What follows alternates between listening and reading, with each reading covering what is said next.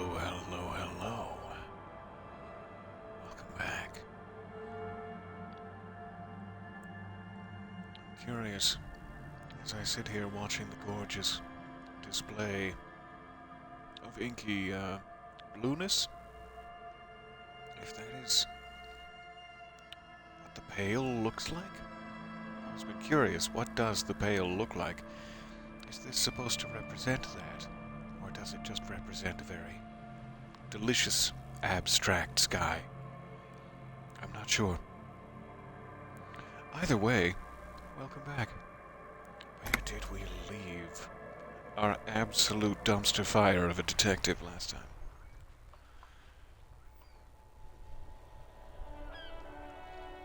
I am having laptop issues, so I will be trying to monitor the chat / inevitable popcorn on my phone.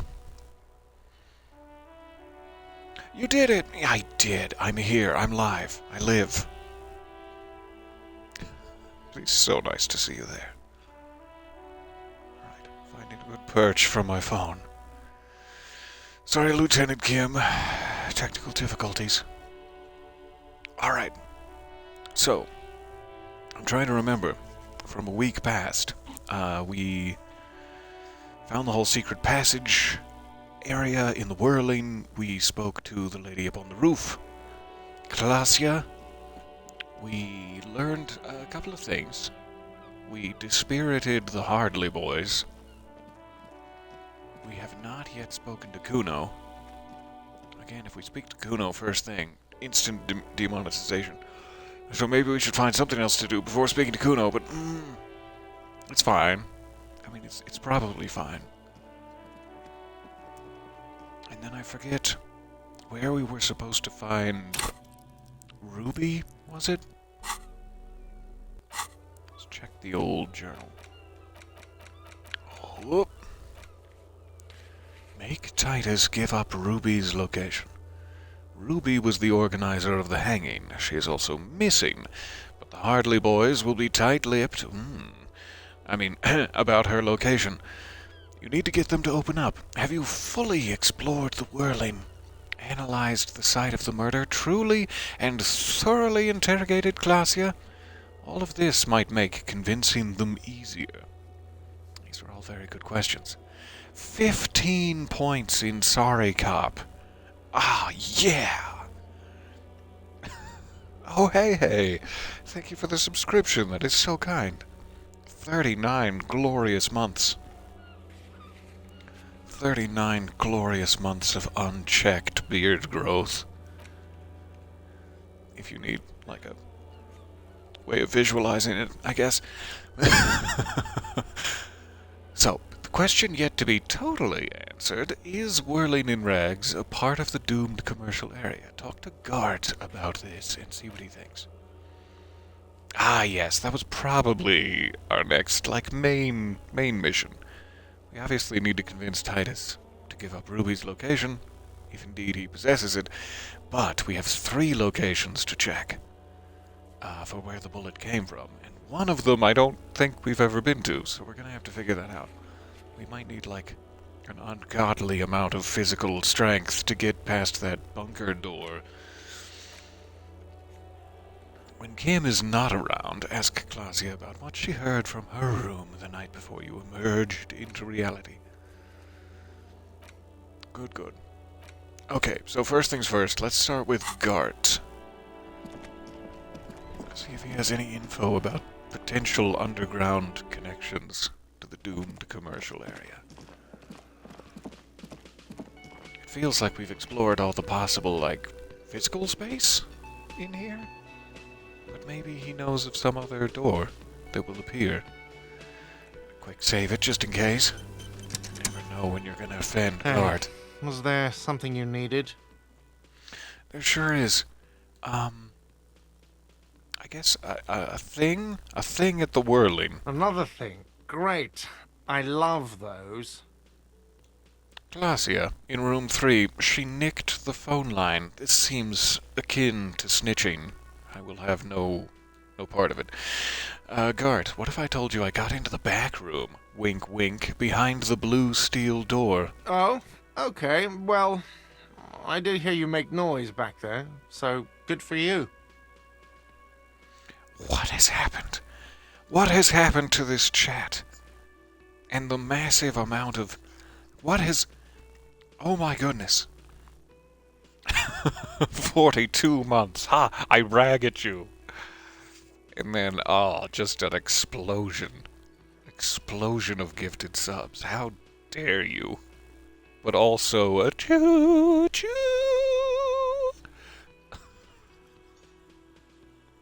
It's like a very small train. Just a little miniature. Choo-choo.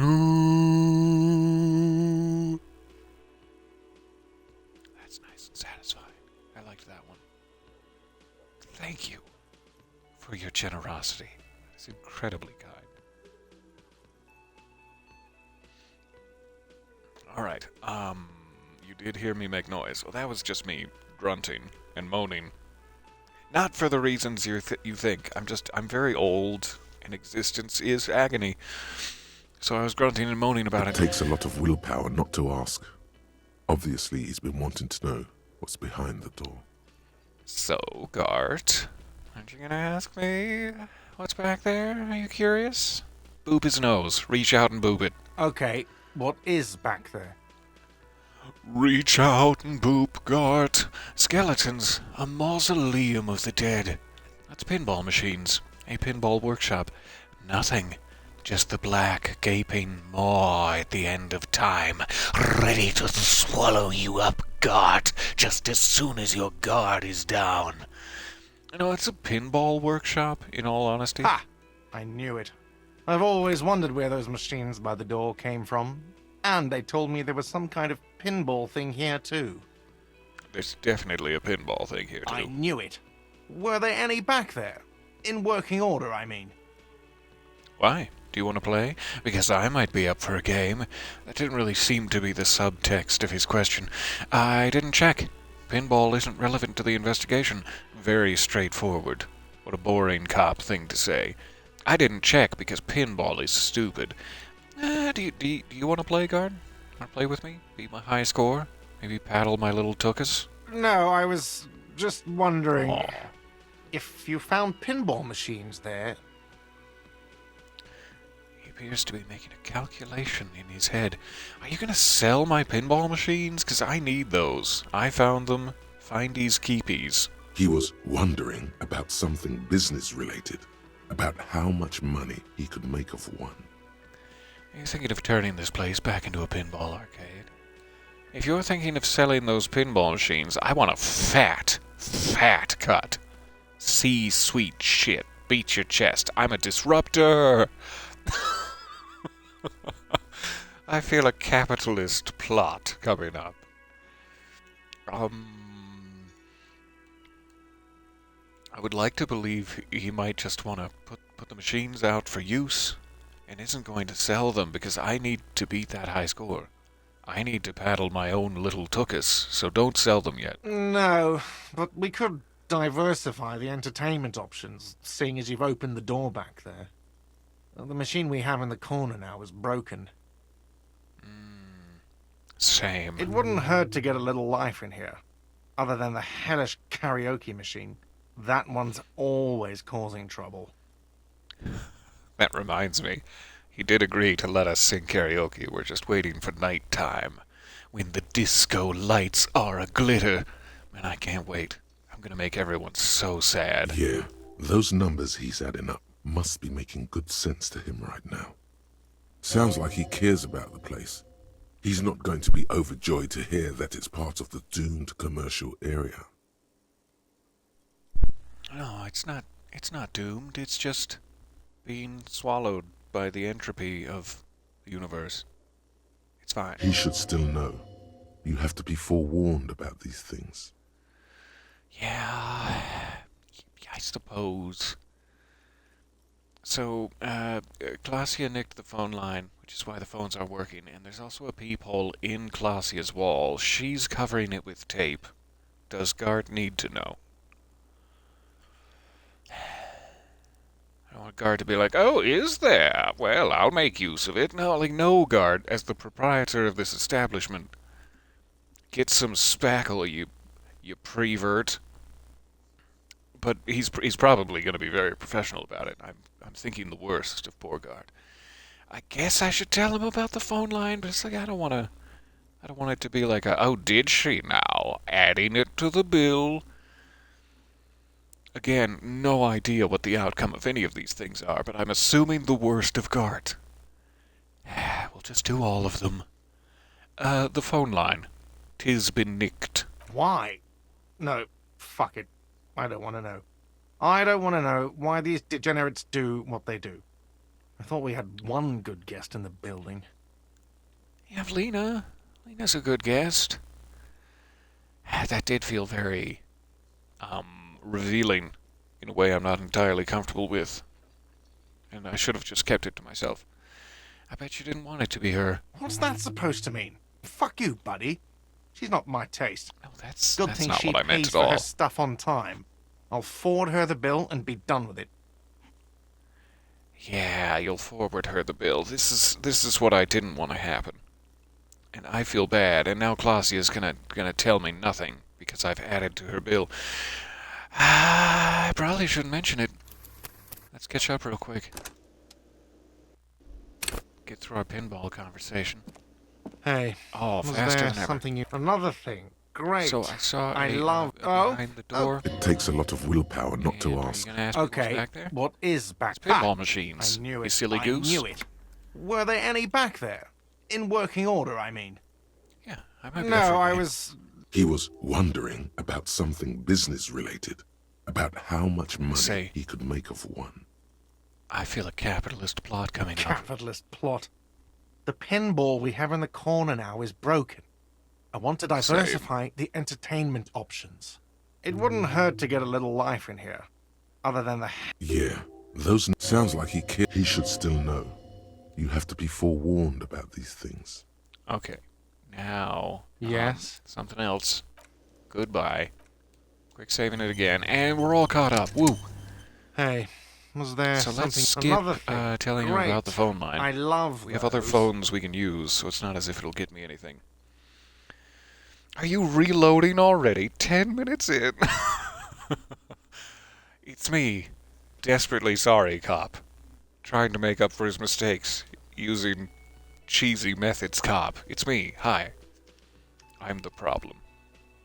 So let's see what there's a peephole in the wall option leads to. Please get the spackle and don't be weird about this. What wall?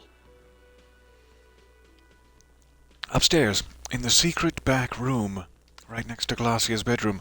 I found it when I found the pinball machines. I'll have it fixed at once. Thank you for letting me know. I assure you, the Whirling does not abide spying on its guests. All right, you've been notified. Thank you. I'll patch it up personally. Was there something else about the establishment? I hope not. Okay, so that one's great. Yes? I'm gonna quick save it again because I'm so paranoid. I'm paranoid and sorry, cop. Hey, was there another thing? Great. So, I love have to warn you. those. I may have discovered that the Whirling is part of the doomed commercial area. Prepare for your doom, guard. What? Why would you say that? We're at a completely different address from that whole thing. I know, right? That's how it seems. But have you ever been, how do I put this, downstairs? So he knows of the doomed commercial area and its address. He's thought about this. So the Whirling, you see, is listed on the intercom outside as one of the businesses in Building B. You should get your wiring fixed. I tried to call and couldn't reach you. Yes, because the phone line's been nicked, probably. Wait, so you know of the curse? I'm a little more interested in this one. Everyone knows of it. And now this one. I tried to call and couldn't reach I've you. been working here for a long time, and that intercom has never been used by the Whirling. Not even once? Isn't that, like, already a sign of decline? The Whirling was once the East Delta Pinball Arcade before it failed miserably. Oh, God. Ooh. It's only a matter of time before the Whirling fails too. That's very defeatist and unnecessary to spit in his face. The Whirling was once the East Delta Pinball Arcade, which failed, so perhaps the Whirling will escape the curse. It seems like I'm threatening him in some way, which I would do if I had the bodice to back it up. You need a certain bodice to threaten folks, and I'm not currently wearing it. I guess this seems to be the most gentle, saying, you're in decline, or, you're gonna fail. Maybe you'll escape the curse. Does this look like part of a doomed commercial area? This pre-revolutionary tilework, these high ceilings, the nice rooms, well, most of the rooms. Glad for that little clarification. The room I stayed in used to be nice before I, stayed in it. For 14 years, man. That's how long I've worked here. I've kept this place up through hail and through sleet. Fuck me, if some doom ghost... He steadies his voice. It's very attractive. He's done a fine job too. Though he's spoken of the place dismissively before, the hostel is actually very important to him. You really care about the Whirling, huh?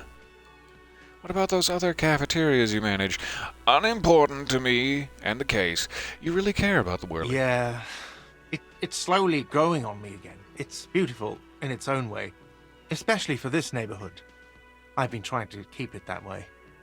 I know, right? These mosaic floors, this brickwork, that chef's tight little... the brickwork, did I mention? It's beautiful in here. Even if it is part of the damn doomed commercial area. The doomed, damned commercial area. So you finally admit it. You know, you shouldn't be so worried about that label. I don't place much stock in the curse and so on, but the label frightens the clientele. Who wants to stay at a doomed hostel? Everything's doomed enough without that. I mean, I'm down. I'm down for damn doom. Why is my phone buzzing so much? Who's buzzing? Who's buzzing me? It's fine. It's not important. Six unread messages. It's fine. It's not important. All right. Who named this place the Whirling in Rags, if I may ask? Well, it sure as hell wasn't the real estate company. Oh, and thank you for the subscription. Oh my goodness, I appreciate you so much. Also, I appreciate the count. 6 emojis.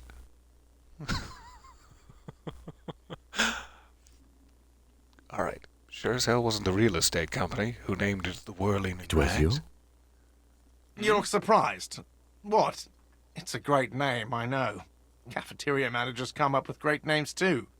It's from a song. A song, you say? Hail, Holy Queen, by the Ateniers. Hail, Holy Queen of the Sea. You're whirling in rags, you're vast and you're sad. Why didn't you call the place Vast and You're Sad? I think I know why, now that I've said it out loud. Good pick. It really is. I'm, for the first time in our long relationship, deeply proud of you, Guard. And if you want a kiss, I'm here for you. I mean, the counter is sort of in the way, but I could step around, or you could lean. So, the real estate company owns this place, perhaps? Some real estate management company. They never come around here, just collect money from afar. Honestly, I think some money laundering might be involved. I have that suspicion too. Now lean over the counter and kiss me, you fool. What about those other cafeterias you manage? What about them? One is a basement dive frequented by chain-smoking communists. I can't tell you how sick I am of Kraz Mazov and Ignis Nielsen and all those old ghosts. Okay, first of all, how dare you? He's hesitating, not sure if he should share this information with you. Encourage him. Oh, please do. I'm all about sponging up your political beliefs. And the others? The other is a kebab cart. It's very successful in its way, but it's nothing like the Whirling. In the sense that it is a kebab cart, I'm assuming. Good luck to you with this place. Yeah, I believe in you. And if I had money, I would help. But look at me. I mean, just look at me. Look at what I'm wearing. Luck has got nothing to do with it. I need to think about where I'm going to place those pinballs. I have a feeling they're going to help. If you need any help positioning your balls, you just let me know. Against the doom, it's implied. So, if you didn't have anything else to tell me about my establishment, can we, wrap it up? Oh no, I sure didn't have anything else. Nothing whatsoever to tell you. Yes? Thanks for your time. Goodbye. Last chance. This counter isn't going to lean over itself. Alright then, good day. Disappointed. Disappointed, and my lips are cold and unloved. Alright, so we gotta come back and sing karaoke in the even time. What is the skill check preventing them from telling It's me you where again. Ruby is while What we're is in it? here? Step forward, tight ass. Step gently into my parlor. So I talked to Glacia, now I need to talk to Ruby. Why? He leans back and regards you with curiosity. I'm gonna level with you. She's the next link in the chain that leads me to Laylee's killer. Because she's your real leader, I have seen her in a laudanum-induced delirium. The paranormal instinct whispers her name into my ear. Buzz, buzz, buzz. I mean, more appropriately, Ruby, Ruby, Ruby. Look, I need to pin this on someone, and I've just decided to pin this on her. Because I'm a cop, and that's what we do. I suspect that she killed the victim, that's why. Or a civil war is brewing. Oh, it's a brewing. And the only way to prevent it is to solve the murder, and that means talking to Ruby. That's very fair and comprehensive. I like this last option. Yeah. But do I want to tell him about the Civil War? What if he's like, oh, so they're coming after us then? Well, we'll make the first move. Pew, pew, pew. And he just starts Yosemite Samming up the place. I can't have that. So maybe I shouldn't mention the war and I should just level with him? But this also sort of not so subtly implies that I'm definitely chasing Ruby down for the killer position, which isn't necessarily true. I just mean I want to talk to Ruby. Is what I want to get across. So it's either number 2 or number 6. I don't really think mentioning the Civil War, I mean, who's gonna believe me anyway? Would be that damaging. So let's try it. Number 6. Engage. Sounds like you wanna push this steaming pile of shit on anyone. And now you pick Ruby. Well, not on my watch you won't. What can I say to convince you otherwise? That my motives are pure. My calves tight. Ruby's one of us. We're not gonna throw her under your moral intern steamroller. Fuck that shit. And fuck you too, moral He throws a glance at Tight Ass as the last syllable leaves his lips. The big guy sighs. He's had about enough of Shanky and his inappropriate comments. Ruby is missing. If you hide from the police in a murder investigation, you become a suspect. You know how it works, guys. You guys know how it works. You works, guys, know it how. You know, guys, how it... That's nothing. That's just legalese. You don't even have a sound theory. I don't want to be rude, but we're trying to get some R&R here. Think you could fuck off now? Trying to get some ribs and radium poisoning? I mean, it's not a bad way to go. Alright, I'll go ahead and fuck off now. Thanks for your time. I think we'll keep sticking around, Titus. You'll be surprised at how quickly a theory presents itself if you keep looking. Alright, we got a lot of good stuff. It seems like based on the entry we read in the journal, there must be another Glacia-based bonus. Like, make sure you've thoroughly talked to Glacia, and I don't see one in the list that seems to coincide. So we might be able to increase our chances anymore, but 83% is pretty damn good. I would like to quick save it, but we're gonna have to watch his whole animation twice, and it's a lot. It's a lot of an animation. Maybe we'll just pass. Maybe we'll pass right away and it'll be fine. But if we don't pass, I'm gonna regret it forever. So either waste your time, which I am doing now by describing it so much, and hemming and hawing, or we waste even more time by failing. I don't know which is better. It's fine. I trust in us. Everyone hold hands. Here we go. A sudden flash of lightning in for your holding hands. cortex. You guys pulled it The off. hostel cafeteria is lit by its airy blaze. Floor plans, bullet trajectories, webs of human emotion, all channeled into a single thought. So why is it that you're so sure Ruby didn't off Lily? Because she was here all night with us. And I suppose all your little goon boys will back you up on that? He's cobbling together shit so he can put her away. It's Cop 101. Well, I've never been so seen. 'Tis I, Harry Dubois, shit cobbler. She was here all night? 11:30 to 12:15? She was here during all that time? Lieutenant Kim has got the deets. Thanks for backing me up here. Yeah, with us. Drinking. Near the stage there. She didn't go to the toilet. It's a little personal. She didn't go to the bar for a drink. She didn't go out for fresh air. Not even for one little smoky smoke. If we're thinking that the likeliest shooting location is from the balcony itself, very nearby, she would have had to go to the kitchen to get to the back passage elevator. So bar perhaps is the most nearby what I'm trying to get at. Did she go to the bar for a drink? No. So in the whole 45-minute window, she was with you all the time. She was just like head on shoulder, sleepy bear, constant companion. All right. She took a fucking leak, okay? For one moment. Maybe went out, too. She has a Smoky complex smoke? operation to run from her lorry. She's a busy girl. Always has been. Her lorry, you say? Tell me, describe this lorry. I'm gonna go break into it. This complex operation is probably something illegal. It's probably the drugs.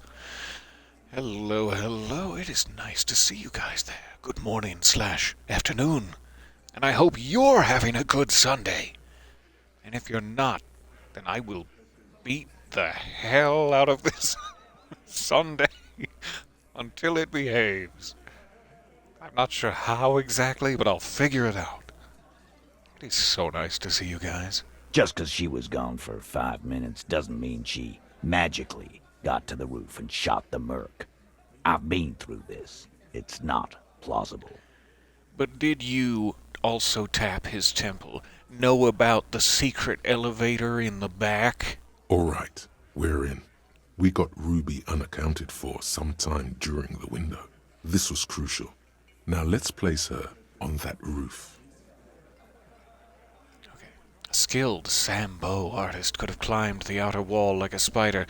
Strong theory, yes. There's no evidence we've seen so far that points to this, but I 100% believe it. There's a secret route in the kitchen that leads straight to the roof. There's a route even. I'm not sure why I said it like that. Have you noticed the winch out back on the outer wall of the whirling? She just Assassin's Creed 2'd her way right to the roof. Do we want to tell Tight Ass about the secret passage? I mean, it could make him like, well, I never considered that, and then give us more information. But maybe he's just going to use it for ill purposes. Maybe he's going to play my pinball machine with his sticky little fingers. I can't stand for that. You do agree that the shot came from the roof. I don't know why I would ask Titus that. Like, have we even discussed the shooting to any extent with Titus? I think I used the fact that there was a bullet to leverage him against his initial hanging lie. But why would he have any knowledge of where said shot came from? So I'm tempted to tell him about the secret route. Here we go. Oh. He looks sincerely curious. Well, it's through what looks like an abandoned pinball workshop. Keep your sticky goddamn fingers to yourself. People say there was a pinball arcade here, sometime before the hostel. What was it called, Theo? Great Balls of Fire was its name. East Delta Pinball Arcade. Oh, no, that was it, yeah. Weird place. Went bankrupt. Okay, but how'd you get up? There's no room for a staircase in this building. Or an elevator, for that matter. You'd think so, but having ridden the rickety death trap twice myself... The elevator is outside the building. It's an old dumbwaiter used for moving pinball machines up and down from the workshop. Good one, Kim. I'll take any opportunity I can to encourage Kim, but it's like I feel like in front of the Hartley boys, maybe we put on a professional air. So from there, the door leads straight to the roof. You can just step outside. I'm being professional, Kim. High-five me. But later when we're alone. Ruby could have gone up, shot him, come down. All under 7 minutes. That's quite the theory. We need to have a look at that secret passage, boys. No, don't look at the secret passage. It's not safe. I worry about Angus in the dumbwaiter. I'm on it, boss. Right when the law clears, me and Angus are going up there. Who did I just specifically mention I had concerns about? Why are you guys trying to undermine me? Can't we work together here? It's a dumbwaiter, not an industrial lift. How about I go instead of... Shanky. That was rude. Why would you mention it? Just now. You got something else to back this route up? Or is that it? Have you noticed the winch out back? If there were pinball machines in the workshop still operational. Don't tell him that. No, he'll ruin my high scores. I also found footprints upstairs in the old workshop. Guess what? Remember that key I found here? Point at the window. Have we firmly established Ruby even could have had access to the roof where the man was shot? It is a solid point that it's like if Ruby was with them the entire time, and the key was stashed just on that windowsill there. Or was it in the branch of a tree? Was it one of the trees in the corner, or was it a tree outside? Has he reached through the glass? Can he phase shift his fingy bones? Probably not. But the key was there, and so if Ruby was with them, she could have had the key, slipped away, bang bang, slip back, place the key. Strong lead, strong evidence. Don't know why there being pinball machines would really give me a leg up on them. Footprints also a good point, but let's start with the key. I don't like guessing, Cole. No one does. I like guessing. I think you're wrong about your assumptions. It opens the steel door in the kitchen, the one that leads upstairs to the roof. This key was right here, with you, all the time. You didn't find it, but Ruby did. That's how she got up there. This is all a little bit, straightforward. It's like, I don't know if Ruby shot them. We still haven't even visited the other potential shooting locations to see what the probabilities would be. So it's like, I don't want to go around being like, Ruby knew it! She was up there! It's like, yeah, could be. Quit jumping to conclusions, Theo. You took that key. Did it look like it was recently put there? How dusty was it? On a scale of 1 to... Achoo! No, the ribbon was old. Faded. It'd been there for 20 years at least. Okay. I mean, maybe I was jumping to conclusions. I don't think she made a copy 20 years ago and then waited to use it until now, but it's also like, it could be a faded key that was recently placed there. Like, the ribbon being faded means next to nothing. But maybe I was jumping to conclusions. That's honestly fair, but I don't want to undermine my position of authority that I've worked so hard to establish all over Tight Ass. But I also don't really want to press the issue with Ruby until we actually get a chance to speak with her. It seems unfair, so maybe I was jumping to conclusions. Not maybe. You were. Both of you. I've done it myself. Gone and piled every thread I find onto one theory. Doesn't work like that. Still, the key here is a strange coincidence, and he knows it. I know, right? So, these footprints upstairs. Footprints. Recent. Recent? A week or two? But they didn't fit with any of yours on the scene, Ruby included. That's fair to say. There were prints there, with horizontal lines, some sort of special assassin's boot. Show me your feet, Titus. Not sure how much information we want to give him. Yes, they were recent, and we could leave it at that. But if I have any hope of getting more information from him, I should probably respond in kind. I kind of just want to be directly honest, but I feel like the whole control of the situation is slipping from my grasp the more information I give to Titus. So I'm just going to say recent, yeah. What else could you make out? How recent? What size? Maybe about a week or two old. That close, huh? How fortunate. I'll take a thorough look at those prints myself before I believe that, Cobb. Sort of a crime scene? You're not really allowed... Okay, you can go up. I'm sorry. I didn't mean to... Sorry, cop. Good news is, I'm still listening. Okay, and, have you noticed the winch out back? I'm assuming that means, like, that's what controls the dumbwaiter / elevator situation? May as well press the point. I've seen the winch. I'm not blind. You saying it's part of the elevator she used to get up there?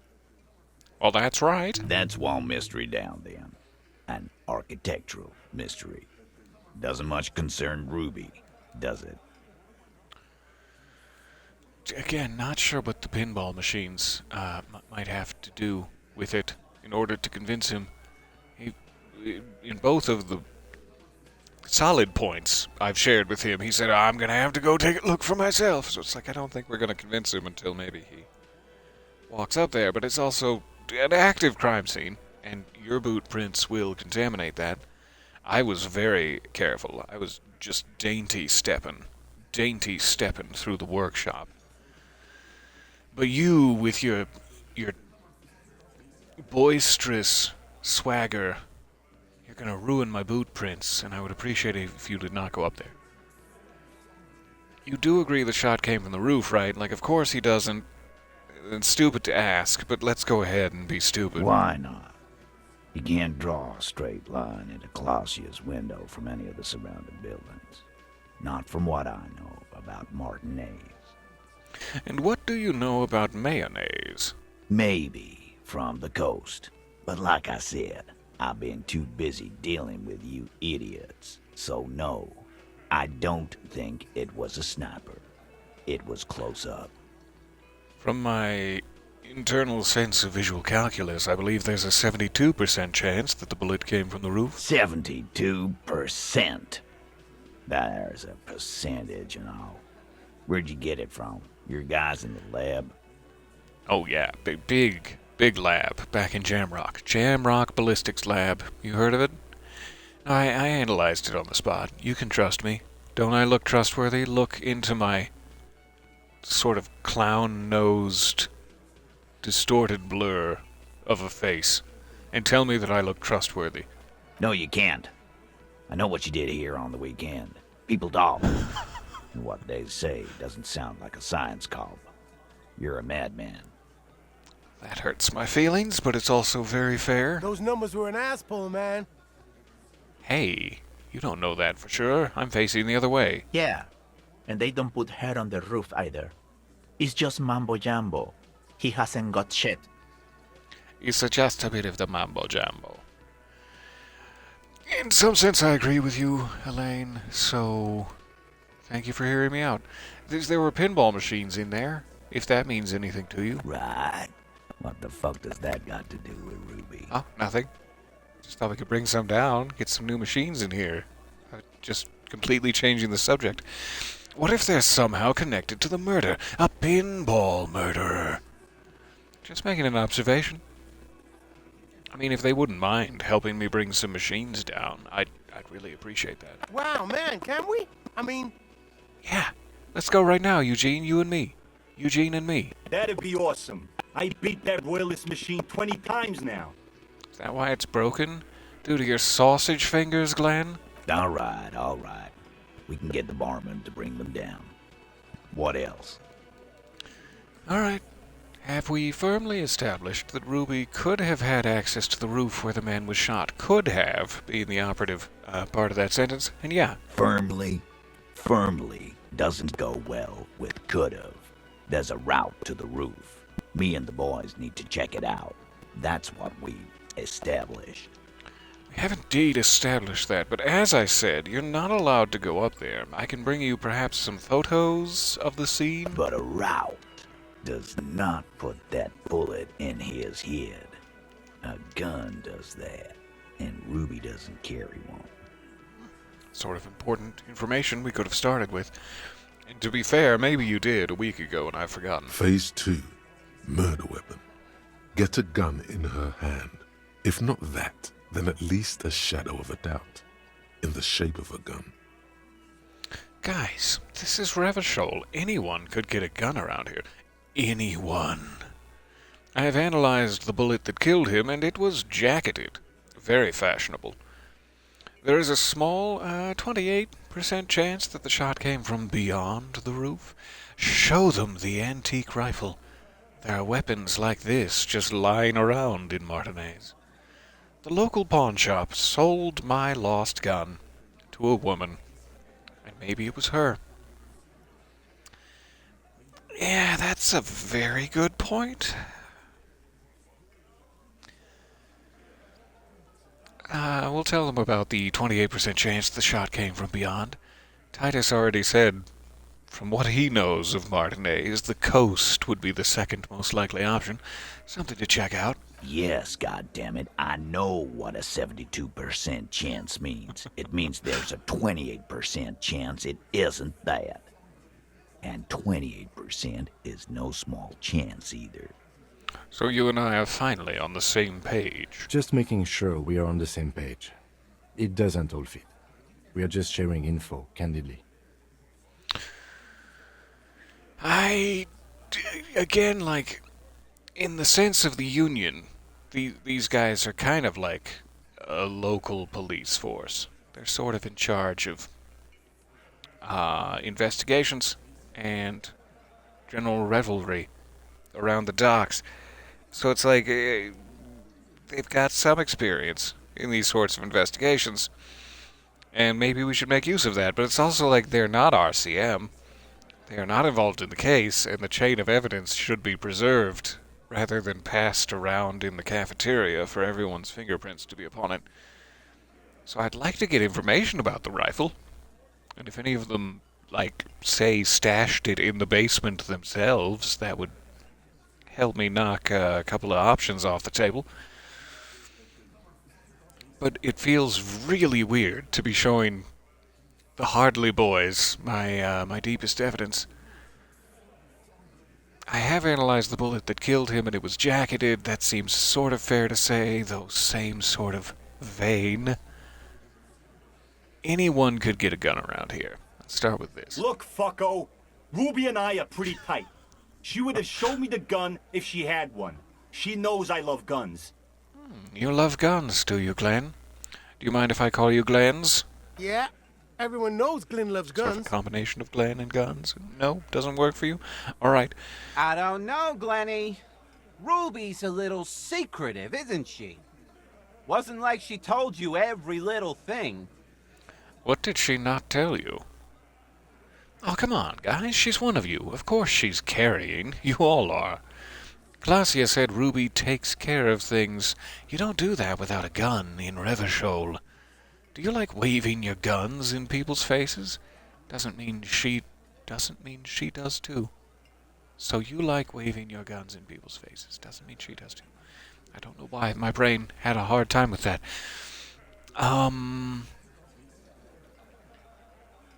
Glacia said Ruby takes care of things, and in Revachol, you don't do that without a gun. It's not necessarily true. I don't have a gun, and I've been taking care of things. I've got a karaoke song all lined up. I also don't want to make the assumption that all of them are carrying. They certainly could be.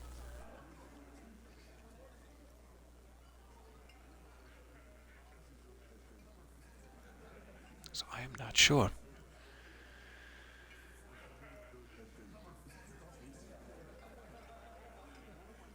I'm going to go number 3. So you like waving your guns in people's faces? Well, it doesn't mean she does too. Nah, man. She'd totally wave her gun in your face if she were here right now.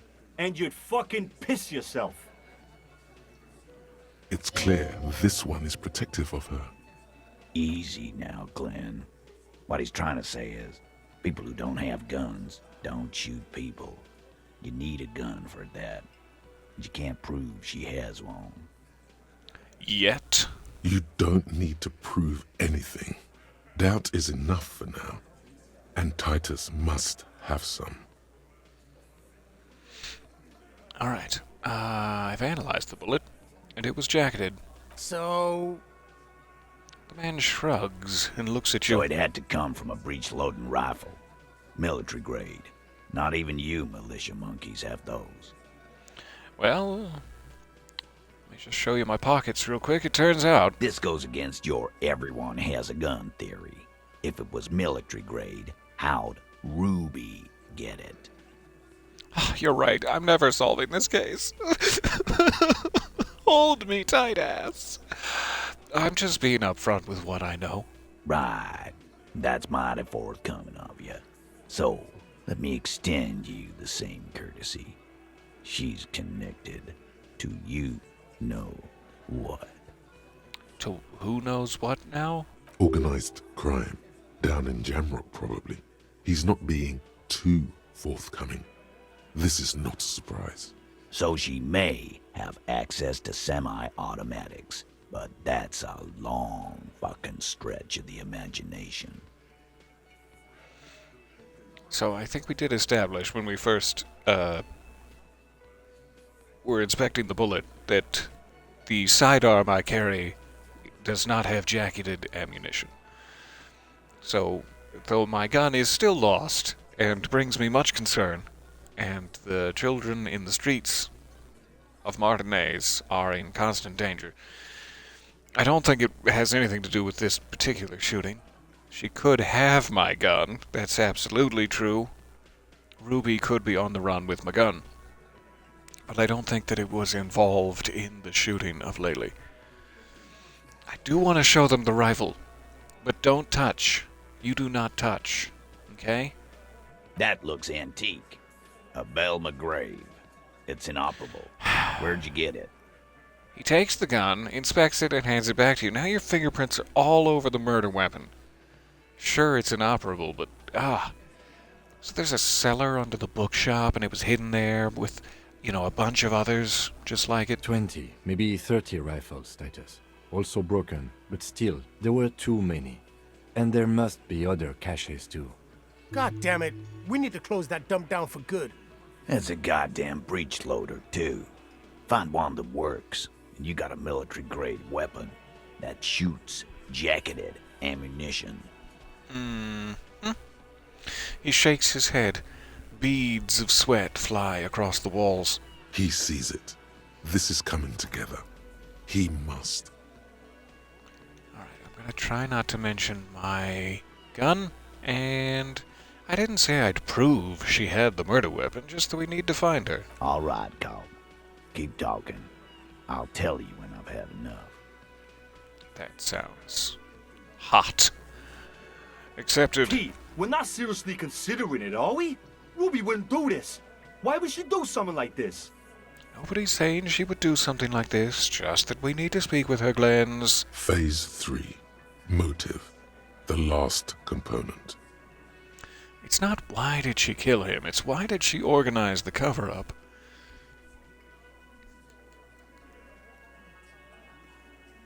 Maybe she killed him because she thought it would curry favor with you. Curry. Maybe it's all part of a leadership challenge against you, Titus. He does seem like a... what's the word I'm looking for? A man who would not want his leadership challenged? And I could push that particular button. But he's also been fairly...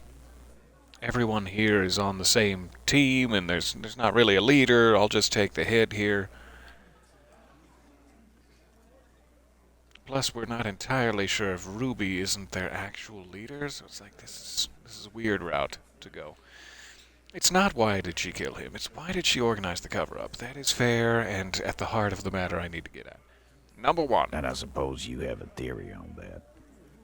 Well, she could have just been covering up for herself, Titus. Think about it. Why go through all that effort? It was her idea, wasn't it? The hanging. You went along, but she suggested it. She had, like, a fully formed plan and shit. Right when she came back downstairs. That was awfully quick of her. Really, Shanks? Claudia wanted to talk to another girl, that's all. She was just the first one up there. I could have come up with that plan if I'd have been first. Oh, I believe in you, Eugene. Time for a logics demonstration. Alright, Eugene, let's assume you killed him. Shanky, you killed him, didn't you? Didn't you admit it? Titus? Let's assume you killed him. I kind of want to segue into the fact that Eugene was the last one that spoke. To be like, alright, well, let's use you as an example. But I also think that Titus would be the one to use as an example in this particular case. Titus is also probably going to be the angriest that I used him as an example, so let's go with Eugene. Hey, Eugene, thanks for speaking up. He scoffs. Eugene, stop scoffing all the scones. Think. You kill him. Get up there. Shoot him. Get down. So would you prefer to go on trial with your friends as part of a lynch mob or alone for committing murder? The man is silent. Not so hungry for scones now, are we? If she used us to cover her own shit up, well, that's a serious violation of the Hardy Code, boss. Oh, hardly. Which is why she didn't. She would never do that. Why aren't more of you defending her? This is fucking stupid, Titus. Oh, that's a new nickname for you, Titus. Just think about it. Glenn, I thought the same thing when she skipped town and left us in this shit.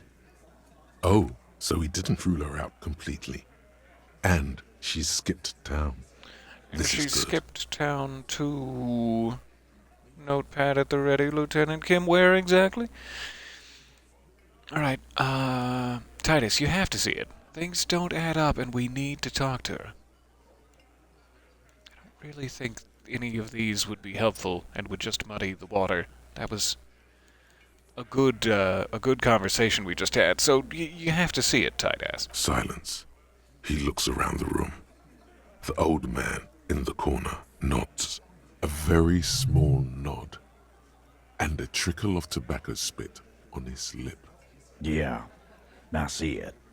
There's one more thing I've been wondering about. Ever since you asked me where she is.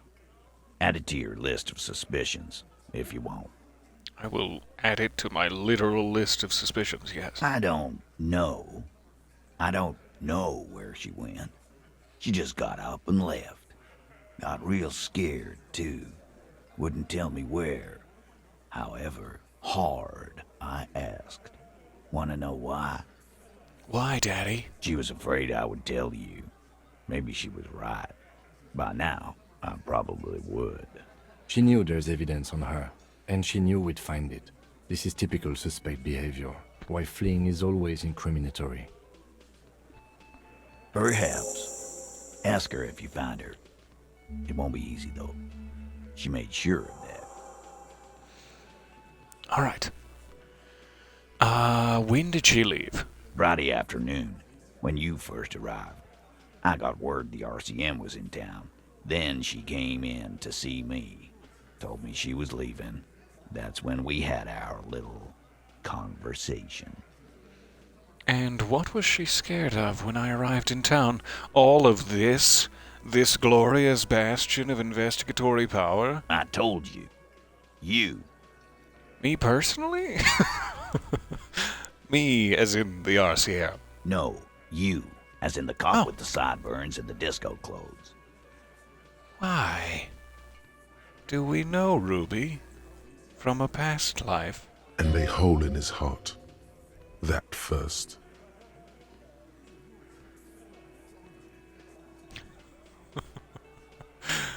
I do. I really want to mention it out loud. But don't forget the funny tie, too. No wonder she's afraid. I have come to declare the ending of the human experiment. She probably knew me from my singing days. I'm sorry.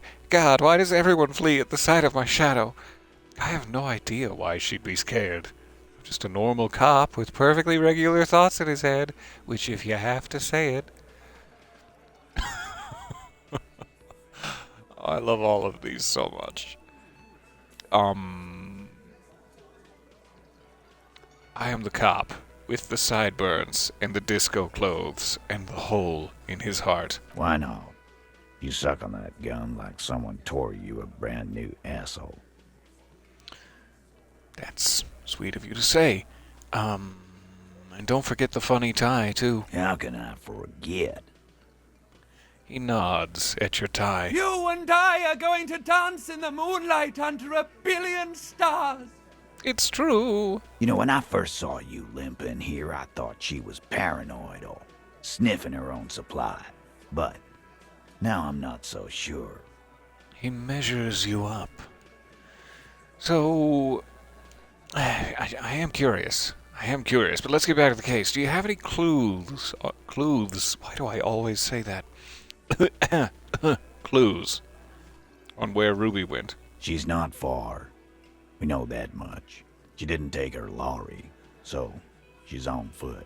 Good fucking luck, man. She knows this place like the back of her hand. You'll never find her. I'm becoming somewhat of a local myself. Yeah, Al. And we won't either. She's not really a hardy candidate anymore, is she? Aw. You can mend fences. It'll be fine, Glenn. She's not, Glenn. So, what else did Ruby tell you about me? While we're on the subject of me, my favorite subject. She said you have a funny taste in clothes, and that you won't stop. Can't stop, won't stop. Until you have something on her. She said she's heard of you from Jamrock, that you're a human can opener, that you play suspects against each other, open them up, like cans. I think she might have just misunderstood. I'm from Jamrock and I collect cans. I go around from trash can to trash can, like a starving raccoon, and I collect cans. I think she's just wrong about that. Fucking hell. Titus, did he just... At the same time, I've totally cracked open these boys like a couple of cans, so she's absolutely correct. Open Angus up like a can? Yes, he did. Now, we can whine about it, whack him, or we can go on with our lives. I'm having a go on with our lives kind of day, Al. How about you? Oh, please whack me. God, I'm prepared. Silence. He nods. Is that true, Kim? Am I a can opener? Yeah, let's get Kim in here. You are insistent. Aw, so sweet of you. Anything else? Anything? Yeah, there was something else. She wouldn't tell me, though. I could see she wanted to. It was burning on her lips. This called Titus. This called Pete. But she was too scared. God, I'm too scared to know, too. Have you looked for her, personally, with your balls? You boys and your balls out in the streets? Scanning? Your eyeballs, if it wasn't clear. A little. On the coast. Little balls on the coast. Got it. Where have you looked for her, more precisely?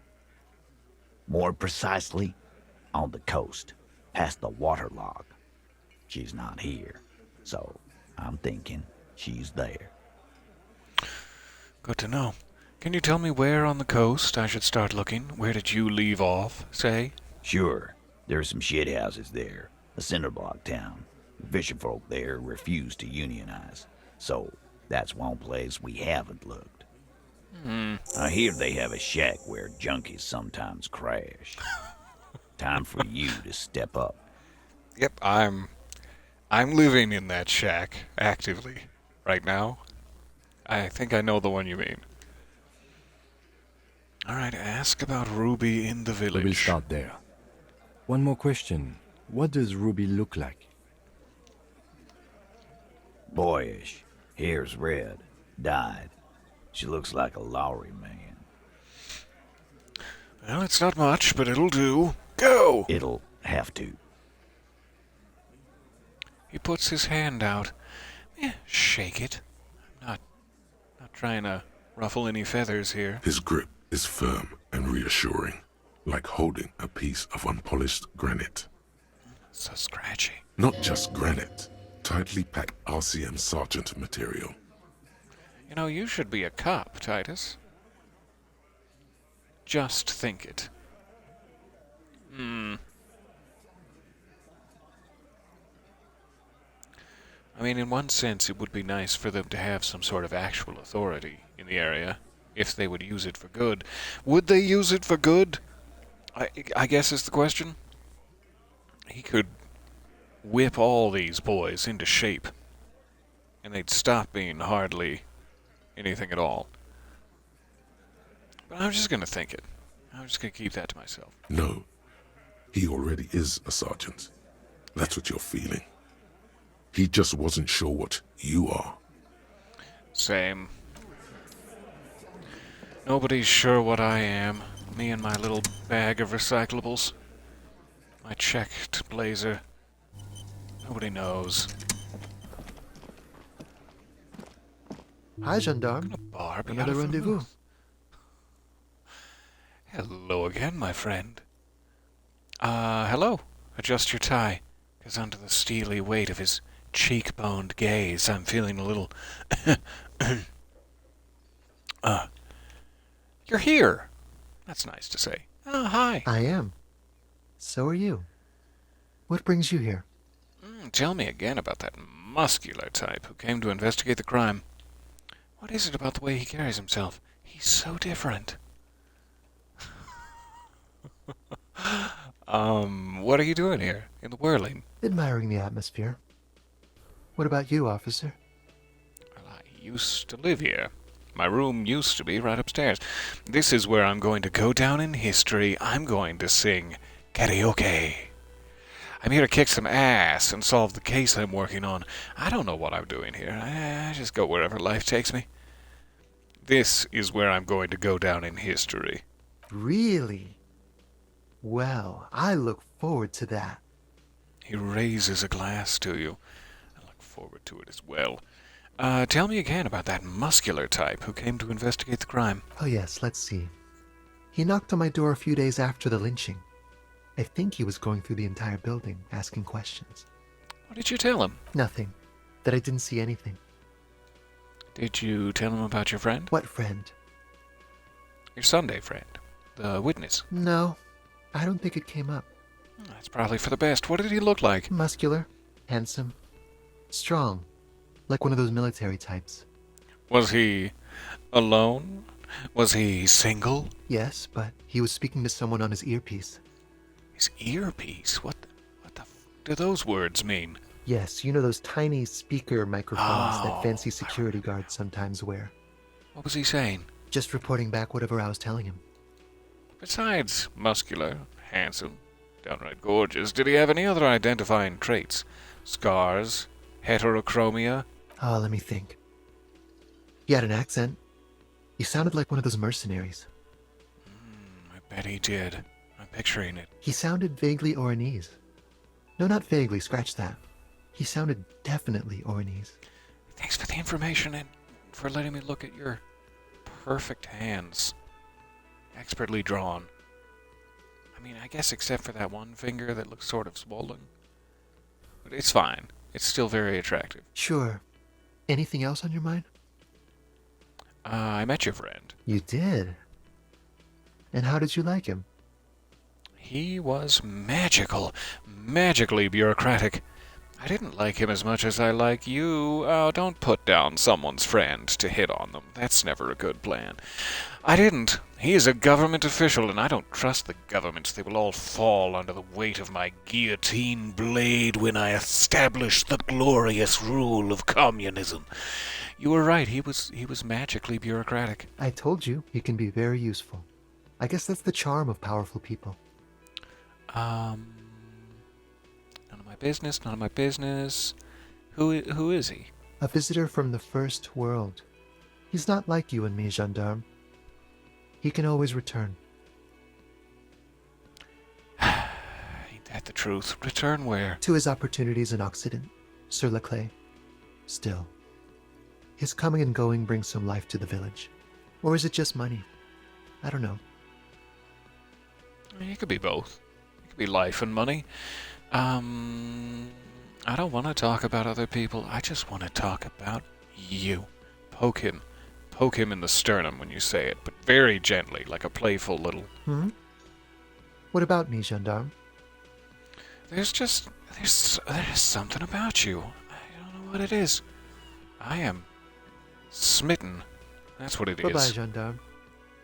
Bye-bye. Alright, we're giving it the old triple try. Very low. Hi again, gendarme. Very low chances. Legendary difficulty. It's the sports. Oh, it hurts me. It hurts me every time. The failure of it. The failure of it brings back childhood trauma. Childhood? Yeah, it's sort of correct. Hi again, gendarme. It was a very trial-like childhood. Number 2. It's the sports. The knife twists ever deeper into my childhood. Hi again, gendarme. Number 3. It's the sports. This is fair. It's the sports. Yeah, that's it.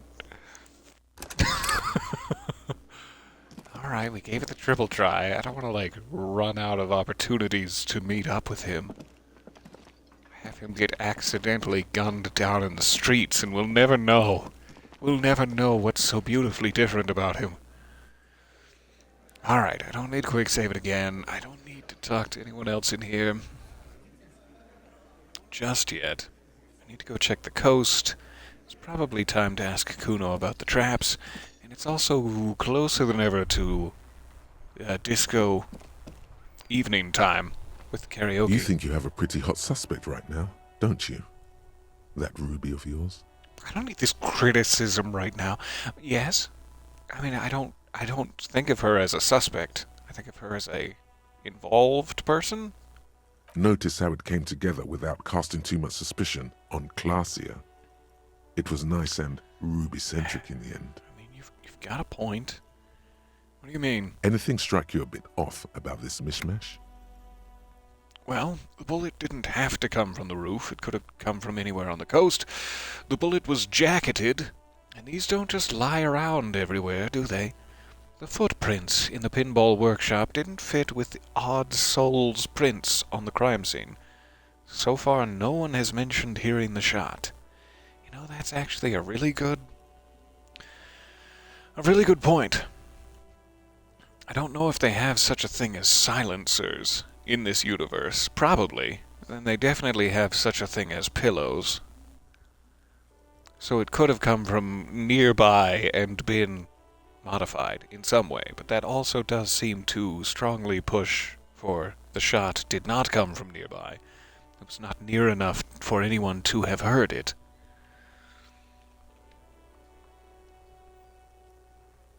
So let's just go through these one at a time. The bullet didn't have to come from the roof. Absolutely.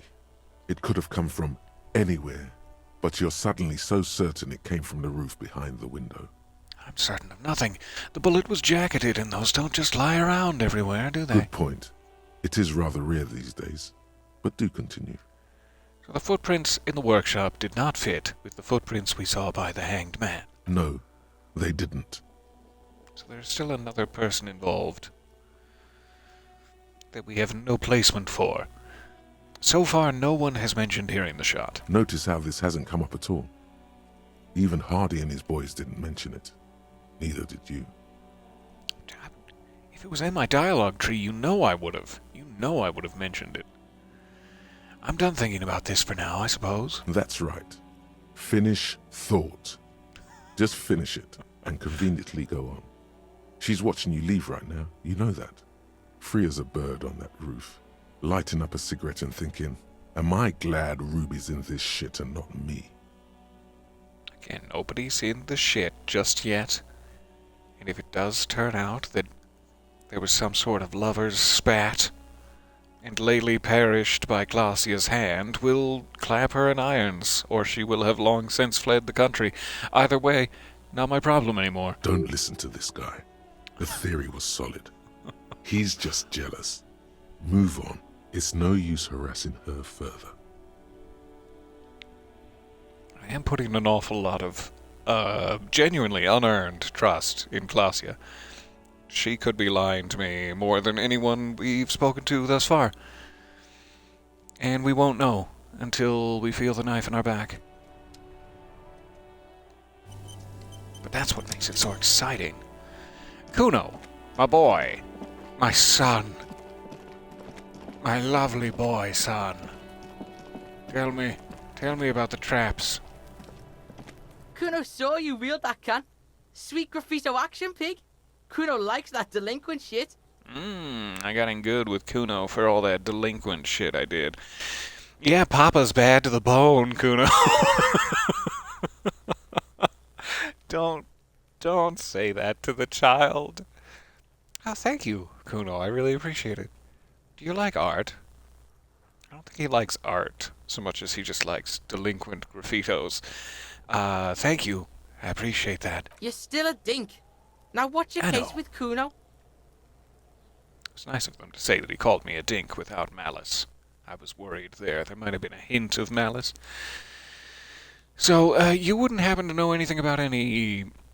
I'm just spitballing here. Missing locusts, specifically, across the way?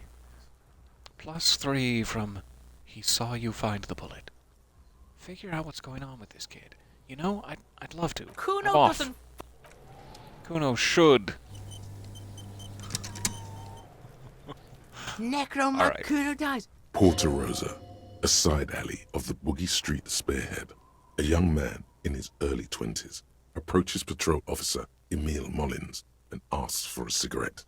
As Officer Mullins reaches in his coat pocket for the pack of Astra he just purchased this morning. I wasn't expecting it to be new dialogue when I launched into this, so I was skipping it. Necromancer pig, he says, eyes full of admiration. That shit was dark, going in there like that. Brutal shit, tell me. Kuno dies. You're gonna pick one out of his brain like that, too. Kuno's gonna go out in a hail of bullets. Gonna look like a fucking porcupine. So he's talking about me digging the bullet out of the corpse, I assume. The man shoots him point blank in his chest. Breathless, the patrol officer collapses in the gutter. His right hand is grabbing the armor on his chest. The bullet didn't pierce it, but he can't breathe. On the pavement, the patter of the perpetrator's feet growing distant. A little pattering perpetrator foot action. It's my favorite. Bleed, pig. Someone opens a window and says, but Emil cannot see who. His sight grows dim with pain. You know what's a good line of work for getting shot? I don't know where I'm going with that. Being an RCM officer or being Kuno? Just existing as Kuno. It's a pretty good line of work for getting shot. Hey, don't be silly. You're a kid. Hey, answer me some questions instead. No, I'll be there for you. I'll be there to pick the quills out of you. I've mixed the metaphor a little bit. I've mushed it. I've mushed the metaphor. I'll be there for you, Kuno. Yeah. When the rain starts to fall. There's a dreamy look in his eyes. All right, 92% chance to figure out what in the fuck is going on with this kid. It's not Kuno. It's Kuno S. Interesting. How? So he's just trying to impress his friend all the time by being a big man, Kuno. Look at you with your salty sailor talk. We're all real impressed. Can I still act on it and try to separate them later after clarifying? Interesting. How? Kuno S is by far the worst of the two. Kuno has no problem being near you, but the other hides behind the fence, afraid for her life, like she's done something very bad. Murder. She came up with that psychopathic scheme of screaming for help before. Kuno just wanted to talk to you about his name. Kuno S was the one who wound him up and directed him. All in all, Kuno respects madness. You cannot hope to outdo her on that front. You must win yourself a few minutes with him alone. All right, try to separate them. Fuck you whispering about? He whispers back. He's whispering too. He's going with it. But watch what happens. What are you gonna do, Kuno S? Fuck you whispering about! Ah, there you are. We were just talking about you. She puts extra stress onto that word, expecting it will make you uncomfortable. If Kuno wants to whisper, he's gonna fucking whisper, okay? Let's whisper, pig. You can call me the Whisper Pig. No, don't say that to the child. Again. This is it. You've got him. But be careful. You can still fuck this up. Don't make Kuno look bad in this. How do I whisper pig and make him look real cool? Real cool at the end of this. What's up with her? She's terrifying. Crazy scary. Whew, I'm glad she's out of our hair. She is fucked up. Kuno, listen to me. She's trying to control you. We gotta get you out of here. Okay, so if Kuno respects madness, and respects Kuno S, purely because of her vast displays of madness, then saying, she's terrifying and scary, and like, yeah, that's exactly why he respects her, so trying to control you has a different flavor to it. Let's try this route. It's okay. The pig's trying to pit us against each other. Not gonna let him do that. Well, you've blown my plan wide open, Kuno. That's it. You let him off the line. That was a bad, manipulative thing to say. You should understand. I got you this far. I couldn't get you all the way. Try to fuck my Kuno! Try to fuck my Kuno away! Me and Kuno are tight. We ride for life. Yeah. Talked about the kingdom. Talk about your shack again. So I need to come up with a different tact entirely, and empathy specifically said. They can get me that far, but can't get me all the way. So that means I'll use a different skill on my second try. I'm not sure if I should save it again at this point. If there's any other outcome for that first round. It doesn't feel like it. So let's save it again now. Kuno doesn't fucking... Kuno will care one day when Kuno is old, and tired, filled with regret, does Kuno care? cheese. 97%, here we go. You were too pushy last time. Think this through. Try to really understand the psychological bond Kuno has with Kuno S. Alright, so what's the deal with Kuno S? Just look. While Kuno has no problem being near you, she always hides behind the fence. afraid for her life. We've She came up established with this. that psychopathic scheme. All in all, Kuno respects madness. You can Fuck you whispering about? It's me. It's the Whisper Pig. I'm back from my annual visit. He's whispering too. He's going with it. But watch what happens. Fuck you! She puts extra stress onto that word. If Kuno wants to whisper, he's gonna fucking whisper, okay? Let's whisper, pig. This is it. You've got him. But be careful. All right. You can still fuck this up. So Don't same make Kuno look bad in options. this. So saying she's fucked up or she's terrifying. Subtle difference. Subtle difference between the two. Which one is more likely?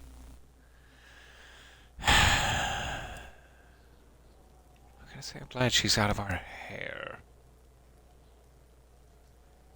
But also, what's up with her is more like the empathy is trying to tell me she's done something bad. So it's like, what's up with her is more directly towards that question, rather than just completely aside. And a little bit rude to the child. So what's up with her? Be honest with me, Kuno. Crazy? You don't know the half of it. She's not crazy. She's insane. Dangerous. She's smoked a man. She's done people in. Probably even pigs. She smoked a man? Like, to deliciousness? Or she just like, bam, smoked a man? Stop talking to him! Kuno, I'm fucking warning you! You're gonna get us into shit! Deep. She understands what you're trying to do. Yo, see? Did Kuno not tell ya? Kuno told ya. Kuno talks to whoever he wants. Talk, pig. Kuno's got it under control. I believe in you, Kuno. Kuno? I added an R for some reason. That sounds delicious, too. I don't know what a Kuno is, but I really want one. You did it. They're separated. He's even turned his back to her, so she can't read his lips. Right, what do you mean she smoked someone? You think she has anything to do with the dead man? Did she shoot the dead man? You said she's insane? What's that language she uses? You know. Is she your sister? Or how are you dealing with all of this? How you holding up, buddy? What do you mean she smoked someone? Kuno means she killed someone. That's right. She's a killer. Like, actually a killer. His little green eyes are fixed on yours. He's meant everything he said before, but right now, he not only means it, he is sincere.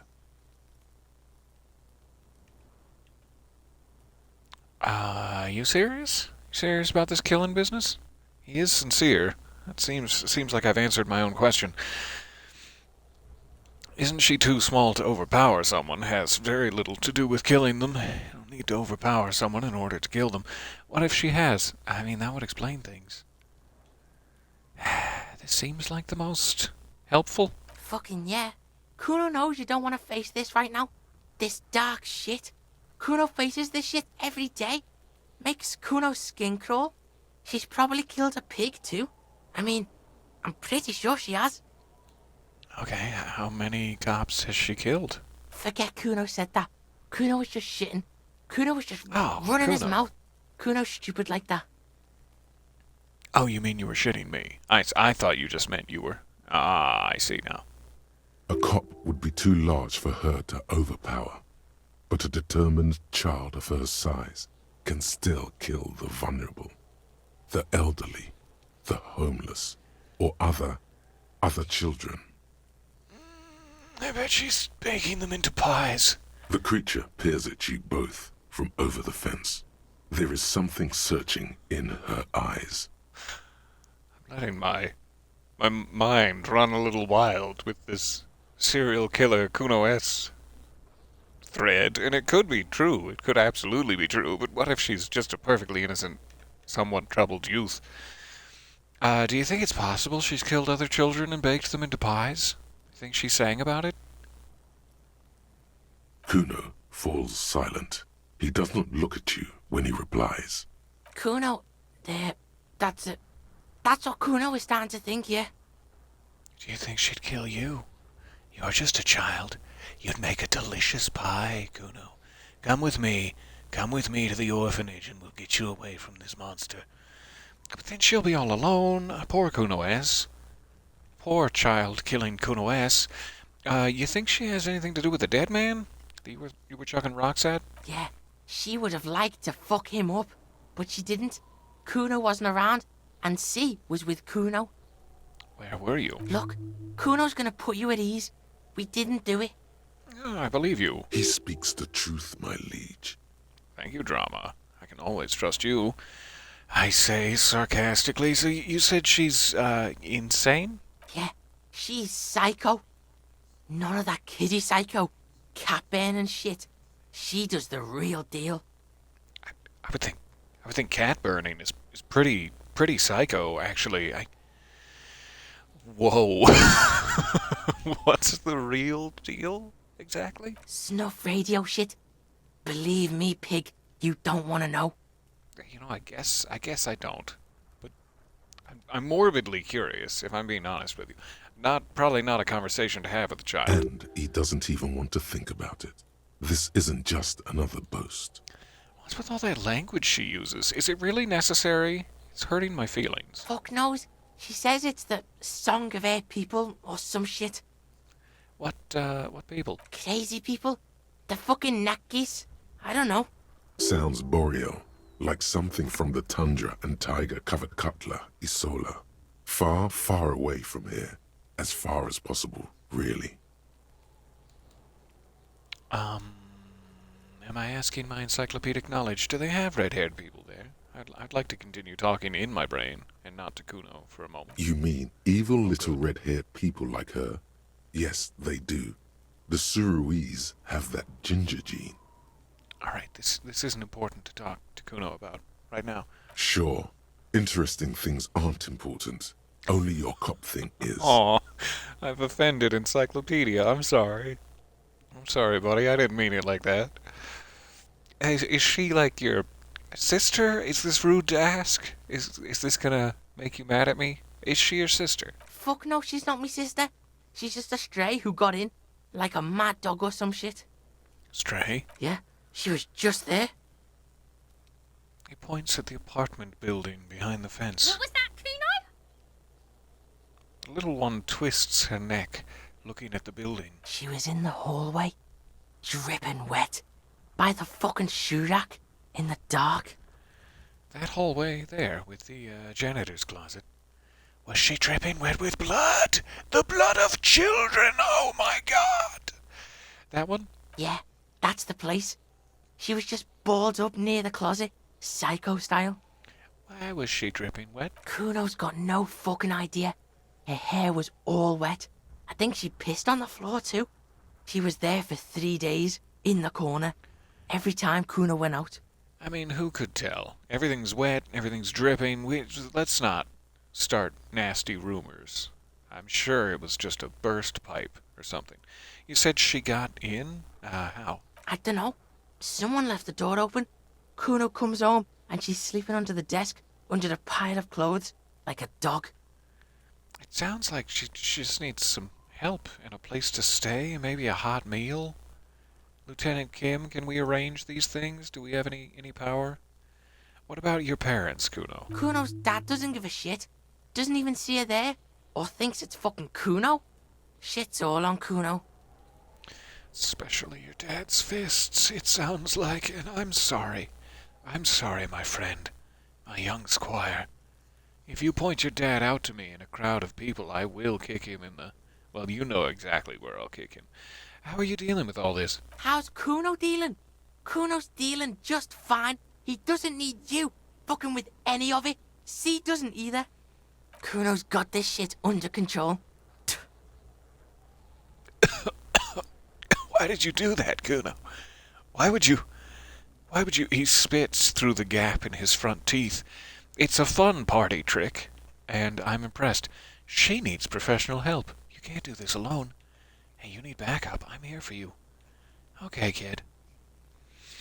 So I've got some information. I'm trying to suss out what the outcomes of this could be. I feel like I have sort of successfully sidelined, is that the way of saying it? Taken Kuno aside. Not sidelined. Taken Kuno aside and gotten some more information than we would have gotten were we a foursome in this moment. And that's progress. If I go down the path of like, she needs professional help, you need help, you're all urchins, I feel like that's just going to make him mad. I can respect the fact that he told me what he told me and be like, okay, kid, thanks for being honest, and then maybe find a way to help in a roundabout manner that doesn't destroy his poor, fragile child ego. But I am here for you, Kuno, if you ever need me. I know I'm just a whisper pig and all. Okay, kid. No, it's not okay. See, it's Kuno's go-to.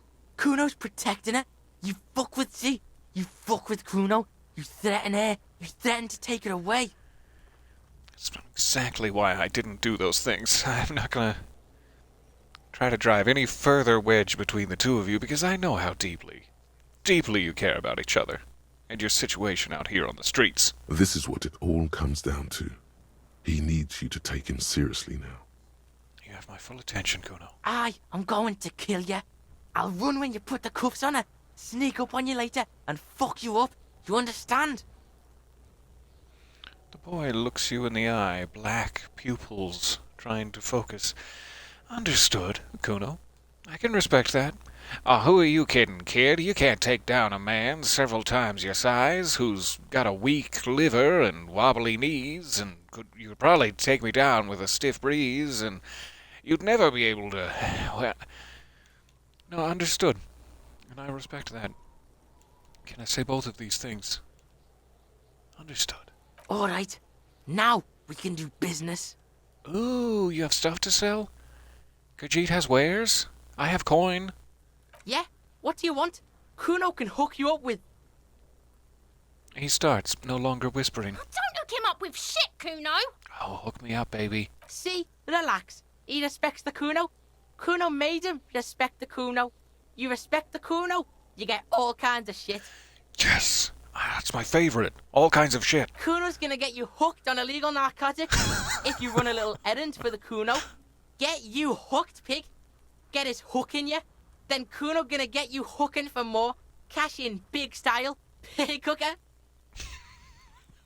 You know, it just sounds like a dream. I can't wait to get started. But, no thank you. See, it's tension and release with Kuno. Now we releasing. The we're pant not. buying shit, We are. that's on now too. 90% discount for Kuno's pig. Kuno can flex. Oh, you're gonna sell me pants? Now that I'm interested in. Kuno flexes for hobos. Kuno sees you're in need. Kuno flexes for hobos is such a weird thing to hear a child say. And I am more endeared than ever to this young boy. You wouldn't happen to know anything about any missing locusts. We've made so much progress with each other. I don't want to now be like, and the other shoe drops, you locust thief. Let's try to put some pants in between. What was that about running you an errand and illegal narcotics, Kuno? I don't even want to go down that path. I don't want to end up the pig hooker. I'm scared. I do want to buy your pants, but this is like half of my money, even with a 90% discount. But they're good pants. I mean, physical instrument and savoir-faire, that's good stuff. I am going to quick save it Kuno before doesn't I make any other desperate missteps. Kuno S, you have anything to say? Kuno, the pig's getting pretty close to me. Come to snuff my shit out, I think. To be clear, for anyone listening, I am not come to sniff or snuff. No, never mind. God, I made it worse. Don't take a step closer to the child. Just leave. Alright, so we can buy moderately cheaper pants, but still, oof, half my muns. But it would be nice. Kuno is a little more understanding and respectful of my absolute train wreck of a life. And I can appreciate that. We do need to go across the coast. We're both looking for Ruby, and we're looking to see if there's a spot on the coast that the shot could have been fired from on that side of the river. What else was like nearby? I'm not remembering any reason we have to go downstairs, but I'm kind of wondering now that we opened the secret passage, is there any other avenue of transport in the underground? Seems like if there was, it has long since collapsed. Between the whirling and here. So I don't really think we need to do anything. I could go back and speak with the novelty dice maker and check if there's any new dialogue options there. It has been a little while. A day, perhaps. This orange machine is dead still. It has a... You slip your fingers under the frozen lid, but the ice is too cold for you to get a... Didn't Sona give you a perfect tool for this? Equip the multi-tool by going... I forgot about the whole multi-tool equipping thing. Let's just check what our percentages are like here. Kvalsund. Oof. This orange machine is dead still. It has a hand-crank ice cream churner and an electric freezer. The ice around it slowly melting. I thought that there was a negative check of it's still very frozen, but maybe I was imagining that based on the context. And if there is no negative check, then I'm guessing there won't be additional positive checks to let it continue to freeze. It is unplugged. I can't remember if it was +1 machine unplugged and then has become +2 with the passage of another day, and maybe that would continue to increase. I don't quite recall. Either way, let's give it the old triple try. The TTs, This if you will. orange machine is dead still. Ice groans and howls. I'm really under the giving it my strain of your TTs. Giant Kvalsund multi-tool until the lid cracks open. Thank you, Kvalsund. You are a big help to me. I will put you back in my pocket now, where you will be boxy. Darkness lies inside, but you can faintly make out an object, intricate and foreign, left there for a sub-zero beauty sleep, a filament memory with the words "off-site copy" written on its side. Take the filament memory and try to avoid stepping into or nearby the pail. You gently lift the cube from its frosty bedding, careful not to damage it. We should take it back to Miss Lukanen Kilda as soon as possible. I'm not sure how well unused filaments tolerate room temperatures. I forgot how gorgeous her name is. Suna Lukanen Gilda. Such a beautiful thing to say. Yes, but aren't you curious to know what's on the precious filament? There's a radio computer upstairs.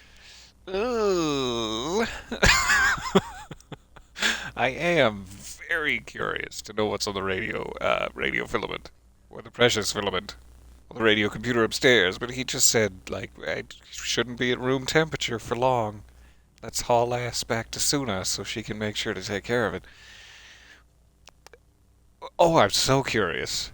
I'm so curious. But if I damage her only off-site copy, I will never be able to live with myself. Close the lid. Save it manually, seriously. Seriously save it. And also quick save it too, just in case. And then just haul that ass upstairs. I'm just gonna take a quick peek, maybe delete everything, and then probably load a game. It'll be fine. But I'm too curious. Oh, I need a flashlight. I always forget. Why am I whispering? I don't know. It's none of your business, frankly. So put the bag back in, and then take the tool. There, yeah, that's what I want. All right. Tiles on the cube are still smoldering, casting the framework in a soft glow. Fluorescent plate and print Inside keys the compartment shut behind items. the hatch sits a cube-like crisscross of filaments, smoldering in the dark, like the filament slides out of its glowing nest. Insert the off-site copy. Like a smooth draw, the filament slides into place. On the Press keyboard, play. the speaker comes to life. Static seeps through the machine's planar magnetic You just driver. need to print. An old lady greets you. Her voice sounds 100 years old. Good afternoon. Fortress accident en rue de Saint-Ghislaine. This is East Insulindian Repeater Station 1. It's always such a privilege to speak with her. She soothes me. Please repeat. Is this the offsite copy? Yes. This is in fact the off-site copy, for real now. I might have a password for the off-site copy. Do I? Is it the same? Good. Please repeat the password. Afterlife, Dev. No, that's not it. Oh, that's not the one for the off-site password. All right, then I guess we'll have to check with Suna. I don't think I've seen any other passwords. I don't know it. I'm sorry I wasted your time. Fortress accident. Is there Suna's anything definitely else gonna I know. can do for you? Thank you. Tiles on the cube are still smoldering. Print, Casting, or plint, nothing whichever you happens. prefer. Alright, so the off-site copy cannot print. I need a password to access it. Quickly checking if there's anything like written on it. Cube-like crisscross. This is the production schedule. Not the one I need. Tiles Go on back. the cube are... The filament Move. slides out of its glowing nest. I'll keep both. Sure. I'll keep both of them.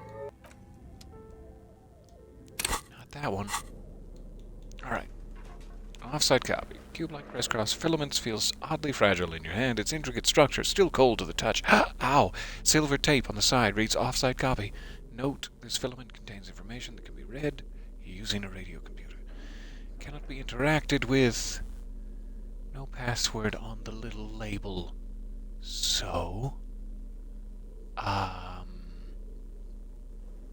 we didn't have any other dialogue options. I was thinking, like, I know there was a note we found on the ice cream maker or in the fridge or something that said where the off-site copy was.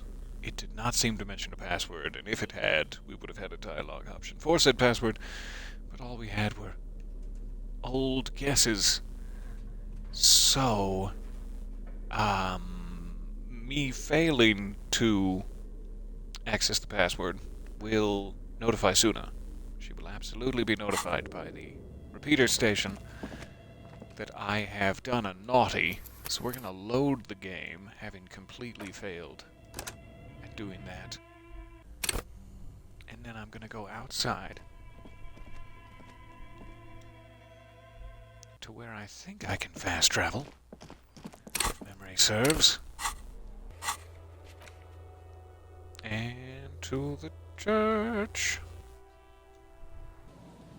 Give it to her, see if she lets us in on any of the details. But I've satisfied my curiosity as best I can, while being naughty. Yes, what is it? I'm so naughty and satisfied, Suna. About the off-site copy you asked me to bring. Yes? I brought you the filament. Please cool it now. Thanks. Looks like it's the one. She takes it and inspects the metallic tape on its side. What's going to happen now? Now I'm going to print it out to see what's left of it. She's already inserted the filament into the radio computer's core, ready to close the door. Wait. No. That's dangerous. She shouldn't do it. Is it? Are you the expert here in radio filaments? Or is perhaps Suna the expert here? It might be dangerous? I don't know why I would say that. What are you hoping to find? I have a theory. Lintel was able to divine the location of the anomaly from this broken copy. I want to repeat their calculation, only this time with better equipment. Watch. What an intricate display of failure. The paper starts filling out with ink, soaking it in a gleaming blackness. Not a Please. single line of data stands out. Please just stop. Stop playing with this thing. Something is very wrong with that filament memory. What is giving me this impression? Why do I believe that something is wrong with this filament memory?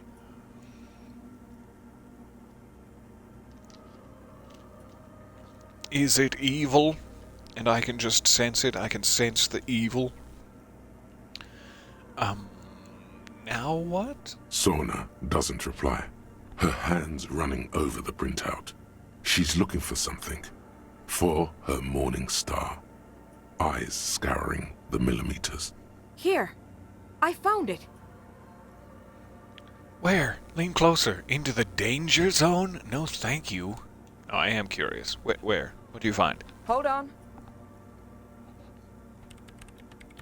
She's behind the keyboard now, typing in some numbers that only she understands. The terminal beeps and the light inside starts pulsing like a glowing heart. Say nothing. Just give me a second. I'm almost... She clocks up her typing speed. Oh, she's racing! I've never witnessed a programmer work before.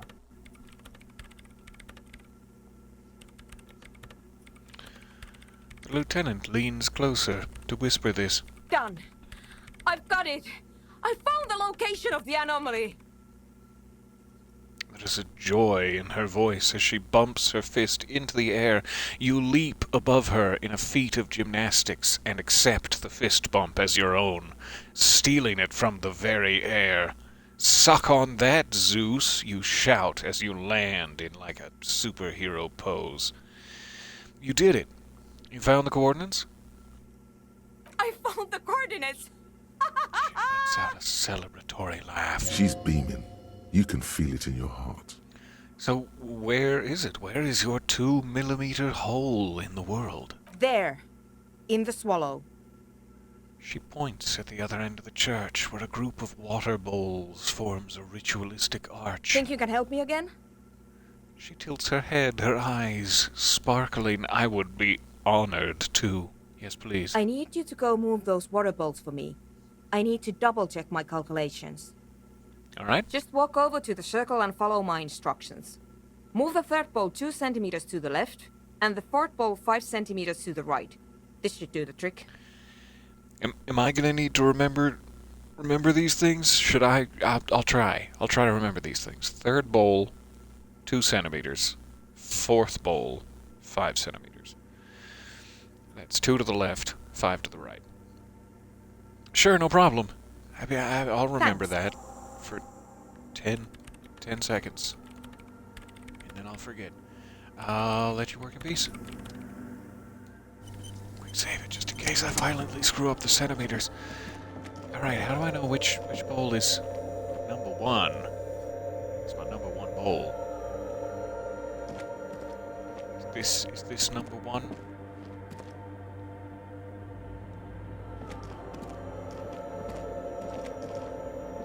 It's awfully silent again, as if someone turned off the entire world outside those walls. Water inside the bowls stands still. Measurements have been marked down around the bowls, each chalk-drawn line representing a centimeter on the floor. Alright, move the third bowl. Oh, it's not 2 centimeters to the left, it's the third bowl from the left? Okay. I'm glad I didn't have to remember then. Move the third bowl from the left 2 centimeters away. It moves like a ghost without creating a single trace of sound. Move the fourth bowl from the left 5 centimeters to the right. Some water spills out of the bowl, wetting the floor. Sorry, I wetted the floor. The lead programmer sends you an encouraging thumbs up from across the... Hooray, we did it! Suna. Hugs? Time for hugs? I'm gonna try to put away my Kvalsund as it's banging against my kneecaps in a manner most distracting. Remove the Kvalsund. Dankeschön. Yes, what is it? So I moved the water bowls to the right position, just like you asked. What's next? How can I help? Use me, mother. Great. Everything should be aligned now. She stops biting into her chapped lip. Stop biting into your chapped lip! That's none of my business, really. You do whatever makes you feel right. Miss Know-It-All is hesitating. What's wrong? Yeah. Nothing. Now the only thing left to do is to unmute the headphones. Is that safe? Are we about to hear some shit we can't unhear? If we got the location right, we should then be able to hear whatever sound this anomaly makes. So it's a deathly silent anomaly. That its only defining factor is its deathly silence. And we're about to hear the sound that it makes? I feel like we're playing with some forces beyond our control, Suna. But I trust you. Why did you have your headphones on mute in the first place? Isn't it just going to be silence and nothing else? These are very good questions. Because I'm technically more interested in number 2, which I didn't think I would say out loud. I don't know. That's what I'm scared of. I don't know. It could be anything. It could be anything. It could be silence. I mean, what sound does the nothing make? How can you even listen to something that doesn't exist? She turns to face you, the mainframe throwing shadows on her chin. What if silence is only what surrounds it, but the swallow itself is... What if? She grows silent, her face very pale in the cold light of electricity. You're overthinking this. Oh, you're right, we should be cautious. Cautious. Thanks, lips. We don't know what we're dealing with here. Or, what? What? Is that a Coulson in your pocket? I'm still stuck on use me, mother. If only Freud could hear him now. Stay out of this, Freud. Alright, I want to be somewhat careful here. More than that, I want to be at the very forefront of pale-related sciences. And damn my safety. So... we should be cautious. We don't know what we're dealing with, but also, Suna, to back that up, damn my safety, and if I can go ahead and take the hit here in my ears to give you the information you need, I'd love to wear the headphones. I don't really want to blow your drums out, because I care for you, Suna, but my drums are tawdry and worthless. What? I don't know. I'm just scared. Maybe it's going to be something terrifying. Maybe it's going to tear the world apart. Yeah, starting with my drums. Like that evil ink that filled the printout, erasing coherence and meaning. We should be cautious. But you're also overthinking it. Two things can be true. Okay, we'll be cautious. Maybe. Maybe I'm just tired. It's scary, but we just have to face it. Hey, I don't think I want to do it anymore. It seems too dangerous. No, it's scary, but we just have to face it. Yeah. You're right. Let's do it. She puts on her oversized headphones, ready to press unmute on the keyboard. Oh god, I'm so scared. Okay, press unmute. The lieutenant takes a step back. It's probably wise, Kim. And then, nothing. Nothing happens as Sona Lokanen-Kilda presses unmute on her keyboard. Nothing but silence. You can hear some small animal cross the floor in the chancel. It's that quiet in the sanctuary. Say nothing. She doesn't talk. Her eyes closed and brows knitted together in a state of deep focus. One hand cupping the headphone. Well? Damn it. She lets out a loud sigh before tearing off her headphones. She is still avoiding your gaze. Well, at least the world seems to be still all right. It's probably not going to come across as playful to Suna, who's just filled with disappointment in this moment. But the world seems to be all right. Silver linings? Yeah. Nothing happened. Let's move on. Oh, I'm sorry, Suna. I'm sorry, Suna Lokanen-Kilda. Despite her fear, She was hoping for something extraordinary to take place. What do you mean nothing happened? Did you find the swallow? No. She rests her face on her hands, massaging the forehead. I could do that for you. I could do that for you, Mother. No. My hypothesis was wrong. According to this, I should have heard something, if I got the coordinates right. Like I said, silence is only what surrounds it. Right. So you still coordinated into the thick exoskeleton of silence, and we have yet to pierce the fruity pear in the very center. But this is just another failure. Silence sounds like silence. That's all it is. She said, some stuff. She raises her head, staring at all the machines that litter the church, cables coiling up on the floor like pests. There it is. You can try on the headphones. See if you can hear anything. But don't get your hopes up. Oh, I'd love to. My drums are ready. Silence is silence? You're sure there's more to it? Maybe it requires a special sort of disco superstar cop to hear it. This can't be it. You should have a listen. I should indeed. I can ask her about Ruby, and I should indeed ask her about Ruby. 58% chance. With a bonus for having helped Egghead with his jam. No doubt. Apricot. I'll quick save it first. 58 isn't desperately terrible chances. We'll give it the old TT. I've gotten distracted from the case again. We were making good progress on the case, and even now we could be asking Suna about Ruby and making progress on the case, but no. It's back to the bowls and the pillar of silence for me. Yes, what is it? Put on the headphones. Everyone hold hands. Touch. Tips? Fingertips. Touch. Never mind. Everything disappears. You guys did it. You are draped in silence like a drowning man staring into his puny little headspace. Everything disappears. That's what he just said. I don't know why I thought I had to repeat it. Continue, please. And then the pressure changes. The pressure changes. Oh God, my drums. What does it mean? Yes, but can I hear anything?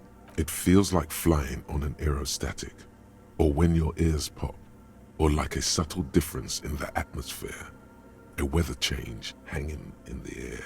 What if the sound you're looking for is too low for you to hear it? Suna, what if we just need a better sound system? The rave! The rave nightclub. We'll save the day. Everything is connected in this beautiful world of ours. A better sound system? Alright, but where would we get one? Well, I've got this friend. His name is Egghead, and you are going to love him. Suddenly, a rhythmic beat permeates the walls, causing a small patch of decorative stucco to crumble onto the wooden floor. They should really allocate some renovation funds to this place. Murmurs the lieutenant, inspecting the damage done to the arabesques. No. What they really should do is shut down the disco men for disturbing neighborhood peace. But we need the disco men, you see. They could help with the speakers. You mean the speed freaks? Mm-hmm. She closes her eyes as more dance music invades the holy silence of the sanctuary. Play that silent music right. I love it. Of course. The speed freaks. They have a fantastic sound system. And you think they would help me? Well, they would, you know, if you wouldn't mind sacrificing your entire laboratory space in order for them to... Well, they promised they wouldn't do drugs, but they're probably going to do some drugs and just dance and dance. Dance the night away. Oof, we are having such a good time in this discotheque, they will say. And you will be like, yes, please, keep it quiet. Quiet down now. They would, if you wouldn't mind them moving in with you. I guess I could live through a week or two of peaceful coexistence. Oh, great. I'll go talk to them. Let them know the good news. Sure. Let me know how it goes. Thanks. Officer? All right. Have you seen anyone suspicious? Say, a woman named Ruby. What? No. No one's suspicious around here. You and I both know that even now, in the darkness of the rafters above us, Crabman lurks, suspended from his incredibly strong fingertips, in the ceiling. And you just said out loud, there's no one suspicious around here? I don't know if I can trust you anymore, Suna. She has not seen her, sire. Such a 'Tis blatant true. lie in my face. I'll let you work in peace now, my love. Thank you for everything. Quick save. Alright, let's go talk to some disco men. Again, we really need to get back on the main case. Civil war, a brewing in the streets. Jacketed gunfire from both sides, pinging off ceramic crotch plates in the streets. But we've got time for a quick rave, right? Everyone's got time for a quick rave, right? Hello again. Hello, Estelle. Have you seen a red-haired woman around? No. Thanks for being honest. Just no? Just no? It's pretty desolate here. I only hear the dogs bark at night and see the shadows move down the coast. Well, that's good. No neighbors to complain about noise when you get the club a-thumping and bumping. Exactly. It's our chance to turn the grim desolation into an overwhelmingly fun dance party. Well, hot damn if that isn't just the tightest summation of this entire game. Turning grim desolation into an overwhelmingly fun dance party. Disco Elysium. Buy it now at your local apothecary. That's it for now, Estelle, my sweet. I'll see you later. Go tell the boys some news, and then I'm sure maybe you'll have something to say about it. Hello, boys. Egghead, my friend. How are you? Hardcore. The large-headed youth has closed his eyes, lost in the music. Good morning! Yeah! Pump it up! Pump it up! Pump it up! He shouts this, apparently unaware that it is late in the day. I found this reel of tape. Maybe you can use it to hard up Ake's jam. Give him the fixed hawthorn tree tape. I don't think there's any other purpose to it. Sure, it's all yours, my friend. Yeah! Remix time! Tape goes here, into deck B. Is that a saucy euphemism? Or no, you're literally putting it... I see. His voice booms through the church. Really? Is that what we're calling this tent? Maybe I was a little early. A little early on this. He clicks a switch and the tape starts spinning. A hand on his ear. He listens to the audio through his headphones and shouts. He shouts in pleasure or... Wow! Did you get this from Arno himself? I may as well have. Doesn't it just blow your mind, hardcore style? A great excitement is bubbling to the surface within him. This is big. I found it in a tree. It was tangled and tangled, and I worked so hard on it, so as to make your day. Listen, I'm just going to show it to you. Ready? I'm so ready. My body is ready for you, Egghead.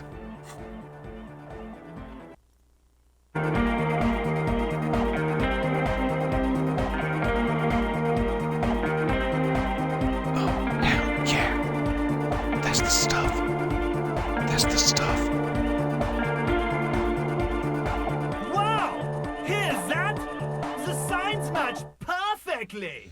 It is so hardcore. Now, if only we had the beat for the full assault, it would be unbelievably hyper! Don't worry, I will get you your beat, Egghead. You must only be patient and trust in me to be fully hardcore. Intriguing. The way I see it, Van Eyck based his remix on some famous original piece, like a folk song, something local. Seems you found an initial part with the main melody. I think it's just happenstance. Chaos in action. Contingencies of our limited existence. That and Egghead's fantastic talent. He nods to his friend behind the turntables. He is fantastically talented indeed. No, this is definitely part of the same song. Something cut from it. It fits too well. Something mysterious is going on here.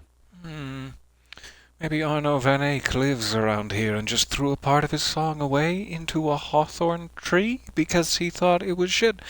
Andre's got it. It sounds like a local song remixed. I agree with Noid. It's just luck and Egghead's incredible mixing skills. High five me hardcore! Something mysterious is going on, says my sense of inland empire. I don't think it's that Arno van Eyck threw this away himself, but maybe. I mean, I haven't met everyone in town. He could live here. It could be a local song remixed, but that doesn't sound tremendously mysterious. I agree with no one. I have my own theory, and it is wild. You're going to love it. Be how it may, if it fits, it fits. Bring up the volume. Something so charming about such an exuberant voice saying, be how it may. What about the bass? Do you have any ideas for that? Andre looks back at you, his eyes filled with steamy lust. Yeah, I remember. You said it needs more bass. You know, nothing springs to mind right now, but I'll see if I can come up with a solution down the lane. As they say, be how it may. Yo, the Definitely warrior! finish the task the warrior early. of dance music! It is I, the warrior of dance music, yes. Don't be too hard on yourself if you don't figure it out. I think the jam's already pretty ultra. It is deeply satisfying as it stands, but we put some bass in there. It's gonna be the hottest club in town. But it could be hyper hardcore! Alright, goodbye, Egghead. I love you. Mwah. Forehead kisses. Hi again. So, how are things going? So, I'm here to talk about the church. Yes? What's the deal? Managed to convince Suna, and she's okay with you guys moving in, but on one condition, she needs your speakers for her project. She does indeed. We are grateful, Cotman. You're an augury of a new era of the Nordic dance music. Speed Freak smiles, happier than he's ever been before. Hardcore! You're going to have to share space for a couple of weeks until she gets her research finished. That's fine. We can manage. And you're still sure about keeping our little side business, right? You mean the illegal drug lab? There will be no shady shenanigans in the church, only love and Nordic dance music. Because actually I have been thinking, being like, no, do sell illegal drugs. I need them for my body. Because I'm good, thanks. Yeah, there will be no shady shenanigans in the church. Only love. Fine. We can make do. It's going to take us a bit to move our stuff inside. A couple of hours, maybe. Come check back later. Let's get moving. Alright. I love you, boys. I'm proud of you. Daddy's leaving now. Goodbye. Oh, it's so barren out here without my boys. You just left your... Have you no concept of how to leave a campsite? The way that you found it, or better if possible. I have this small recyclables bag, but this is too much even for me. I'm so disappointed in you boys. Daddy's disappointed.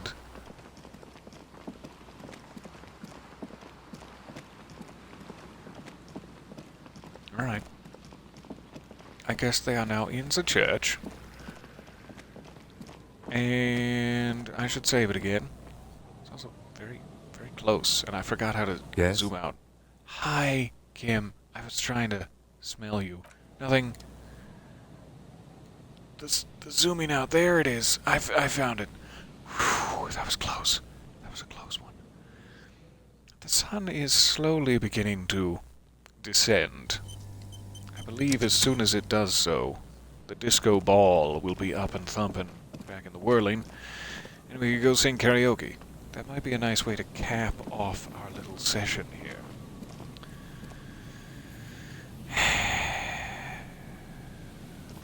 kill another hour, maybe? An hour and change? Can I inspect the boardwalk as a potential sniper site?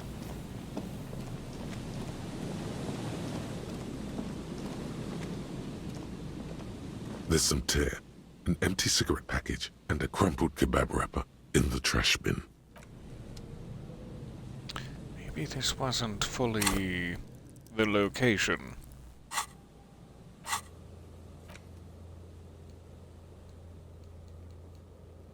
don't necessarily need,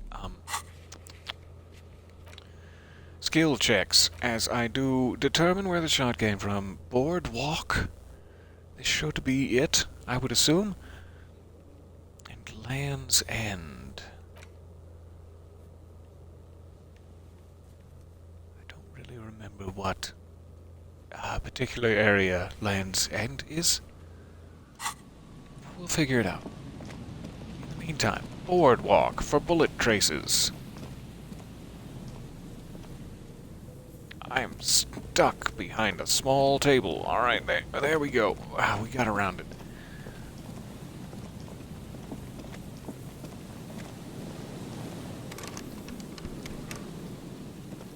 No bullet traces here. I don't know if I'm supposed to be swabbing the decks for gunpowder or what. Walk along anything that seems to be boardwalk adjacent. Let's see what we can find. Oh, hey. There's a child. That's my specialty, talking to children. Yes, I'm definitely not awkward at all. Hello. Hello, young person. And Mikhail noticed the windows, especially with how there are no windows on the south side. This was to deal with. A blond man stands next to his son, pointing to the weather-worn ruins. He sees you approaching and smiles. You officers, come to investigate the historic subtext of West Martinez? I'm Tran Heilostam. You must be Kim Kitsuragi, right? I was just telling my son about this building. Not a lot of people realize the historic significance here. Very rich in hypertext. How do you know my dear friend, Lieutenant Kim Kitsuragi? Mother's just using us and Daddy's disappointed. This family sucks. I'm sorry. I'm sorry it turned out this way. Daddy's disowning you. I am no longer Daddy. Now I'm just some guy who's very upset with you for being a bunch of filthy McNasties. You left your trash in the snow. And Daddy will never forgive you. Alright, sorry, Trant. I was just thinking about Daddy. No big deal. How can I help you? Nice to meet you. Hold on, hypertext? Does this have anything to do with, like, Word documents? I don't know what we're talking about. Wait, what was that about the windows before? You and Kim know each other? Alright, hold on, hypertext? Yes, hypertext. Young Carp and the collection of cultural hyperlinks. Oh, of course, I know just what you mean. I too have read the Martin A's New Yorker. What was that about the windows? Oh yes, so Mikhail. They had to deal with monitor glare, especially in the summer. They still had vector monitors back then. That was 49 years ago. So they didn't have windows on the south wall. And you and the dear lieutenant, you know each other? No, I can't say that we've met before, but I've heard of Kim, of course. Mikhail, say hi to the officers. Hi, Mikhail. I'm an adult. God, I was trying so hard not to be awkward, but here we are. He rests his hand on the boy's shoulder. The child stays hidden behind the hem of his father's coat, clutching to his worm-themed coloring book. Mikhail's a little tired today. We spent all night trying to run Orbis on his radio computer. Have you heard of it? It's a programming language used in Grad. Quite tricky, but he wanted to play this Grad-made adventure program. We've been getting really into worms lately. A Grad-made adventure program, you say. Have you been to the church very nearby and spoken to my, long-time crush, Suna Lukanen Kilda? The man speaks in the artificial cadence of a professor, or someone who's been on too many radio shows. But I assume you're not here for giant worms when there are so many real things to see. Just as I was telling Mikhail before, this is where the Coalition landed in '08. We could be standing on what is the most interesting landmark in Revachol West. He points to the building again. This man is your half-brother. You feel it. But why? Yeah, but why? Well, get a load of this guy. He really enjoys his trivia. The Orbis programming language was named after its inventor, Victor Orbis, a cybernetician from Grad. They run Vox in the Occidental countries. I'm looking for a suspect. Have you seen anyone ginger and suspicious around? What's so fascinating about an empty old building? You look like someone who has money. Do you have any money? Your hair is very smooth. Do you have money? Give me money now. Money, please. Let's keep it on theme. What's so fascinating about an empty old building? Aha! But it's not just any empty old building. He raises his hand to his eyes to shield himself from the freezing snow in a manner that seems most wealthy indeed. All four of you turn to admire the mural before you. What not a lot of people know is this used to be the R&D department of Felt Electrical. And Felt, which now sells ink cartridges mostly, was once a top dog in the turn-of-the-century cybernetics boom. Where are they now? Hold on. What's R&D? What's R&D department? Is that like riddles and dogs? Riddles and dogs? I want to work there. Look at the building looming over you. It looks old and weathered, with seagulls picking apart its stone and metal carcass. Bushy undergrowth has taken hold of the collapsed rooftop. Some kind of bird has set up a nest on a broken windowsill. An unidentifiable bird has taken up a nest. What's an R&D department? Apologies, it's an acronym for research and development. They don't use it anymore. He smiles brightly, and the laugh lines around his eyes seem to hint at the fact that he's not as rich as you first suspected, lest he would have bought some lotions for his crow's feet. You're probably more familiar with RTD, Research and Technological Development. Oh yes, definitely. Definitely more familiar with that. Mea culpa. You are not familiar with that one either. This man is a bookhead. A kindred spirit. I don't think I have ever heard of this Feld Electrical, nor have I ever felt it. That's not surprising. Only a vestigial ink cartridge and ferrotape manufacturer remains.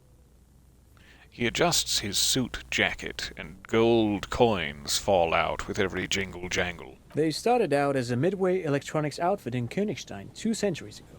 After an aggressive move to Revachol, Feld became a global player in the emerging personal electronics market of the pre-revolutionary era. Still, Tricentennial was beating them in business machines. But Feld had an ace up their sleeve, or should I say they were developing an ace up their sleeve. I'm mixing my metaphors here. You scoundrel! Stop it. Stop mixing them. What was that ace in their sleeveys? It was here in Martinez, possibly in this very building, that they developed prototypes for a tape computer. Dun. A tape computer? A tape computer! An elegant folding mechanism of rollers and ferrotape ribbons, portable enough to be a take-it-home solution.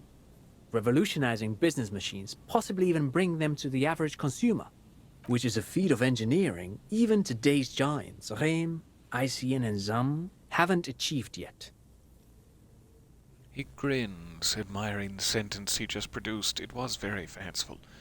I also like the idea of a supercomputer, or radio computer, company named ZAM, because then every time you start it, it would probably make that same noise. What happened? Indeed. What? The revolution! Mikhail, I completely forgot you were down there, boy. Thank you for speaking up. Also, you look sick. Can I interest you in a cough drop? The revolution? Unfortunately, their moonshot project never made it to the market. Feld's move to Revachol backfired. The revolutionary government liquefied their assets and expropriated those very advanced prototypes, possibly from this very building, or one of the adjacent ruins. He pauses, pointing to the other building, and then continues, but before he continues, I know that there's nothing inherently naughty about liquefying assets. That's a very common business phrase, run-of-the-mill, day-to-day. Anytime someone ever says that they're liquefying their assets, I chuckle to myself, and I just feel like it needs to be mentioned. What an immature and childish person I really am, deep in my heart. So there's that for you. All of this was built by Feld, even the boardwalk. Wild Pines built Martinez proper as a resort for their middle management. Feld built this side of town for R&D. You're saying that Feld Electrical built this boardwalk? Look under your feet. Ah! Souls! Scared the crap out of me. Yes, they even built a pleasure wheel, but that got destroyed in the war. What in the f*** is a pleasure wheel? I guess Ferris didn't exist in this world? So they had to come up with another name for it, and they were just like, well, we might as well be really weird and sexual about it, sure. No, there's nothing weird and sexual about pleasure. It's me. The problem is me. A pleasure wheel? Oh, Kim agrees with me that it sounds a little saucy when you say it like that. The lieutenant looks wistfully at the horizon, as if picturing gondolas rising to the sky. Perhaps reminded of a childhood memory. Pleasure gondolas. It's clear he would prefer there were a big wheel lighting up the coast. I mean, I think we all would prefer if there were a big wheel lighting up the coast. Yes, to lure in their star engineers. This part of Martinez was nothing but reeds before Feld arrived. They had to make the prospect of living here attractive. It was supposed to become a global center for innovation in cybernetics. But history had other plans. So what happened to the engineers, to the company people? Oh, I'm afraid it didn't end well for the boys. But this story is a bit too dark for little Mikhail here. Now, if you were to ask about tape computers... I'm just about to. Hold your horses, young man. He smiles at this as if somehow personally responsible for this bleak turn of events. He means that. The boys got shot by the communists. The boys were bourgeois. Well, yeah, I mean, if they stood against the glorious progress of communism, what other option do we have but to murder several million people in order to... I mean, you're trying to make communism sound bad, but it's not going to work. Turn to Mikhail. He means they all got shot in the head because they were bourgeois. Now, do you know what the bourgeoisie is? No, tape computers, right? Let's try to keep it light. Just out with your son, no big deal. Tape computers. Tape computers. He nods, the wind tussling his suit jacket. It's cute. What did the revolutionaries do with those advanced tape computers? They used them for military communications, but also to write and send out press releases. The most notorious example being Le Décret de Mars. I don't mean to interrupt. Your son, Mikhail, is chewing on the corner of his coloring book. Is that normal? I don't mean to criticize your parenting skills, but maybe don't encourage him to chew on the paper. It's gonna block him up for a week. Sorry, what was that? What's the Mars Decree? I mean the radio transmission sent out to news agencies and world governments by the newly created Commune of Revachol on the 7th of March in the year 02. A short-lived legislative foundation for a short-lived utopia. Short-lived but glorious! It's a beautiful piece of text, actually. A singer-songwriter I know, Charette, called it a love poem to Revachol on her political concept album, Bon Baiser dans le Lind. You should read it. Every local library in Revachol stocks a copy of the decree. I'll call my local library. We've already spoken about the small matter of a gentleman decomposing upon the boardwalk where your son now stands. I look forward to it. I tried to get Mikhail to memorize it. Tried to. Someone was much too interested in worms to be paying any attention. So interested in worms, aren't you? I bet they eat paper. That's what's going on here. You're trying to imitate the worms. The kid takes a peek at the green and silver worm on the cover of the book, already forgetting about this part of the discussion. Good for you, kid. You enjoy your worms. How did those tape computers work? Did they work like radio computers? Actually, no one knows. No one even knows what a computer made entirely of tape would look like. But word has it, they were very elegant, exquisite, alien-looking turn-of-the-century hardware. He raises his finger in a gesture most unbecoming of a man in his position, and then remembers something. Buckle up. Maybe it was a different finger than I was picturing. Buckle up for some encyclopedia. 10 years ago, I did a little freelancing, I guess you could say. I was a special consultant for an exhibition at the Wompty Dumpty Dum Center in Vredefort, Oranje. It raised the same questions, and we had lengthy discussions with Paul Ockerman, who was head curator at the time. This was before the twins Keith and Guy Juice joined the team, trying to... I don't mean to laugh at your culture. I want to be sensitive, and also I'm very open-minded to learning about your museums and cultural centers, but Vompty Dumpty Dom is what you've called it. You have called it Vompty Dumpty Dom. Does this mean something, or is it just fun to say? Either way, I approve.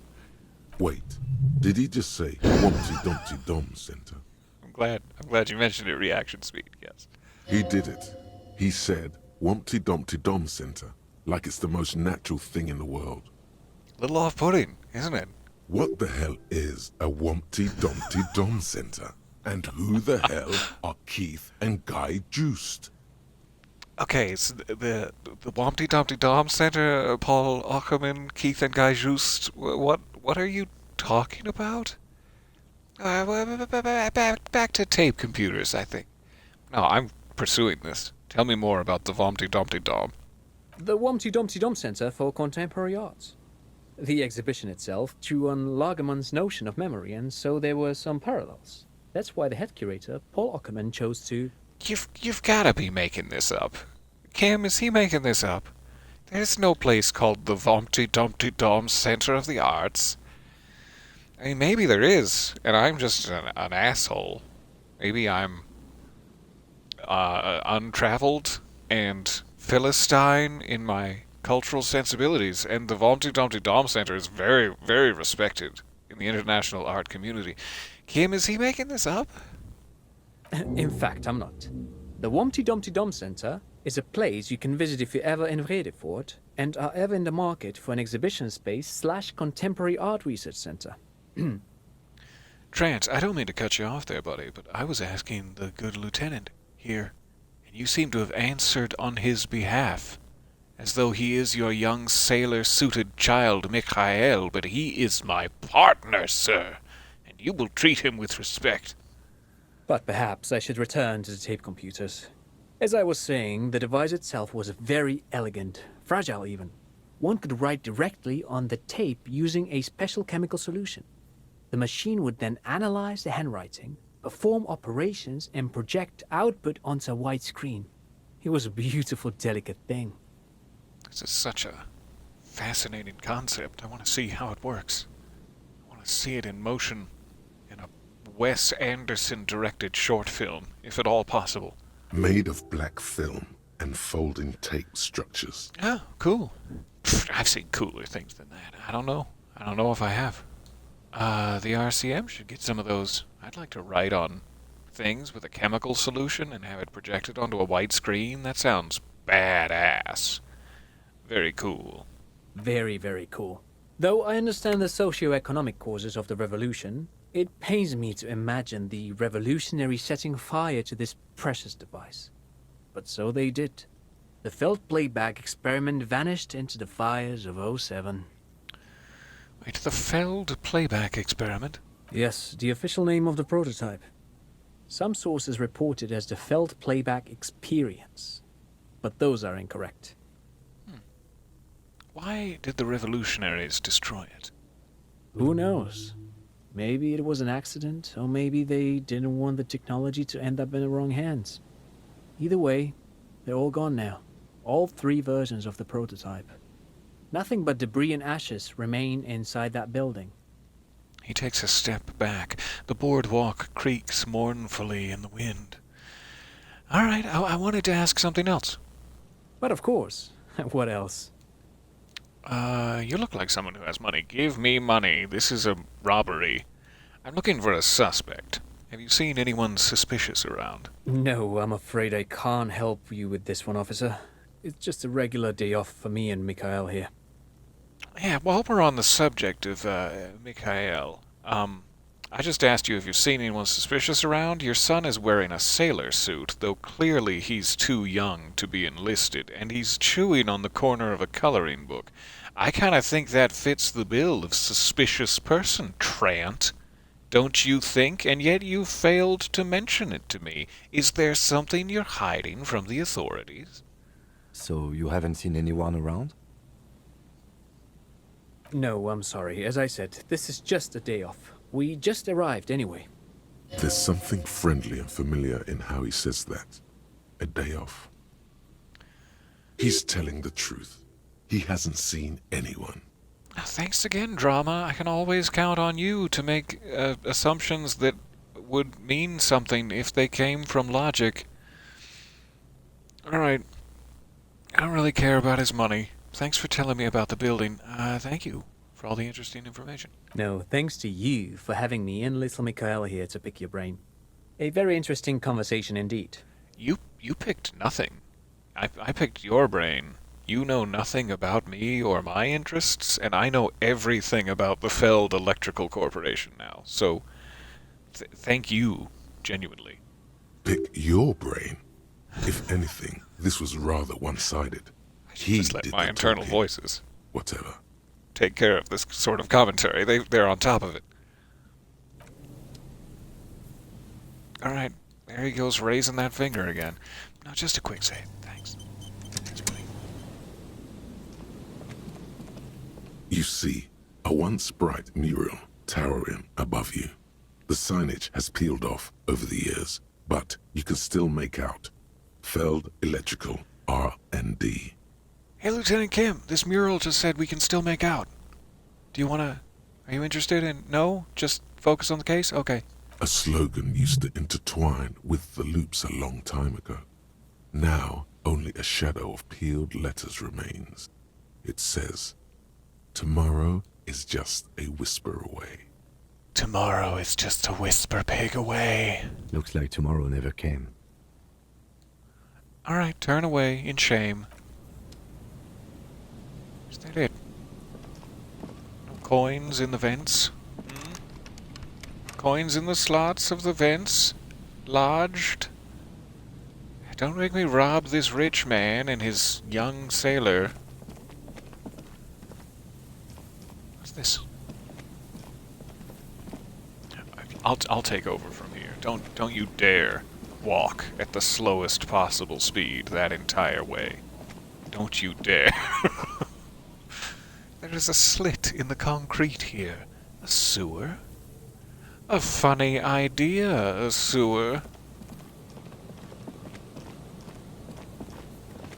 Alright, we got a telephone.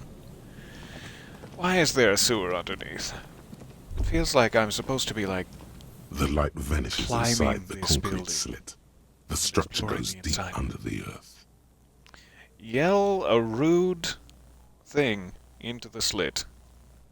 What if there's just a poor innocent man in there minding his own business, and I come along in the middle of his quiet afternoon and just shout that he's a hoe? That's not very nice. What's in there? Maybe it's just a storm drain for the sewer. Kim, do you have any idea? No idea. Could be connected to one of the buildings around here. You think we might find Ruby down there? Ah, yes, hiding amidst the muck, amongst the midst. We might find her down somewhere. There's an old storm drain system beneath Martinez that's mostly collapsed. Revachol sewage system has been built and rebuilt 4 or 5 times now. We kept having to expand the tunnels.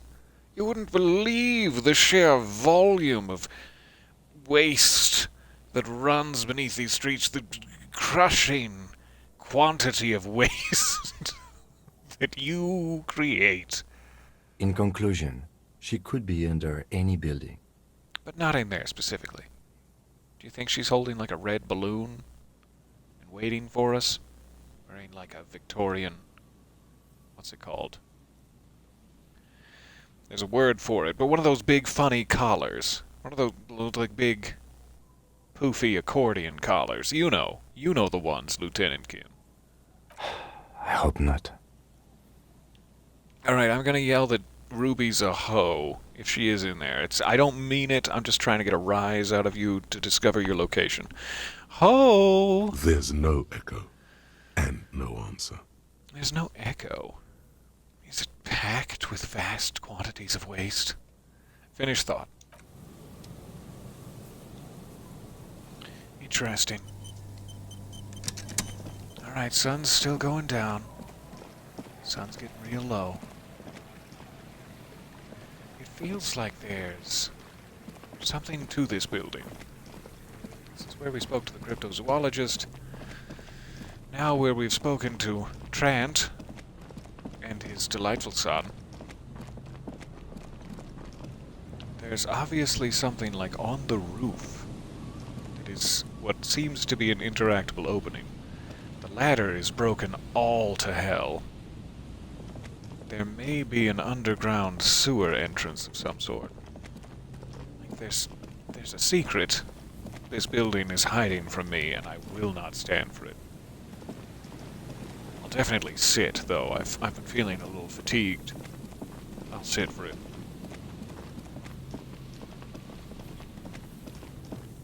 But I know we've gone like around the perimeter of this place at least once.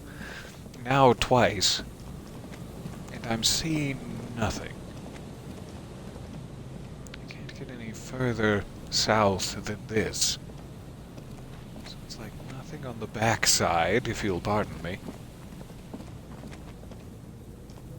Eh?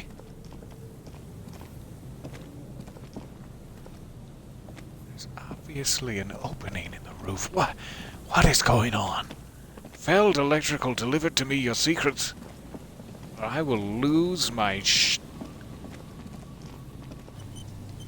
feels like I could climb up one of these window grates. Just use it as a ladder. Kim, give me a boost. There kinda seems to be something else behind the billboard. Maybe it's just not the time yet. Maybe if we tear the billboard down, there will be a nice access passage. Gonna have to liquefy our access passage. That got weirdly hard to say. Alright, so we're back in the fishing village. This is where we're actually supposed to be asking about Ruby. Could talk to the dear washerwoman.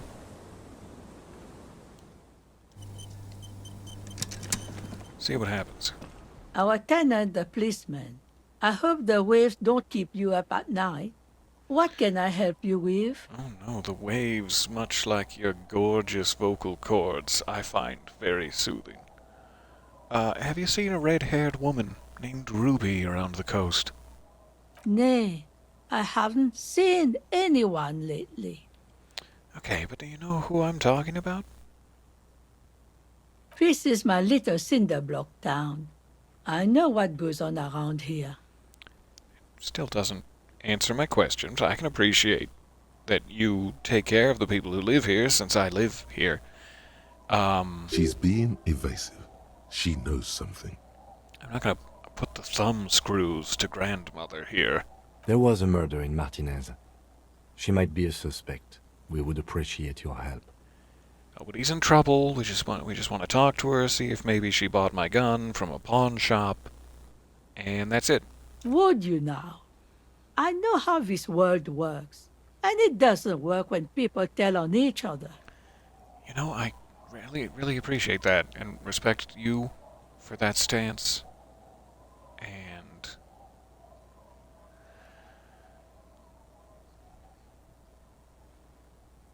this is like when that man locked himself in the woodshed. We just need to help her come out. It's not It's not really like that. We're here to help, genuinely. I mean, I'm here to gather information, but also to help if she needs it, and to maybe allay her fears that she's being chased. Nobody seems to care except for me, and I have zero authority, so you don't have to worry about retaliation, either.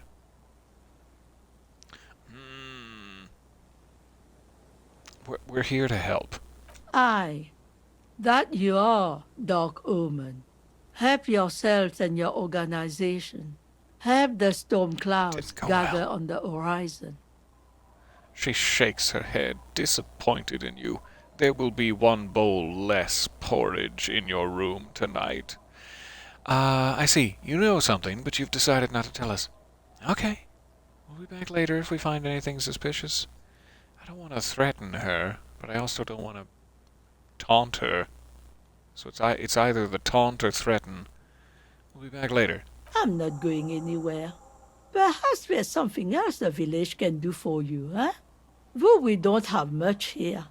Just garbage and a skiff or two. Goodbye. I'm off. I still love you, and I'm sorry we got at odds there. I didn't mean for that to happen. I'll always love you, washerwoman. Alright, I don't know if there's any real point in asking the kids. Seems like a creepy thing to do. Hey kids, have you seen a suspicious person around? Don't bring the kids into this. The scruffy-haired little boy kicks a stone while the other watches him do it. Have you seen any bad people around? That seems like a leap in logic.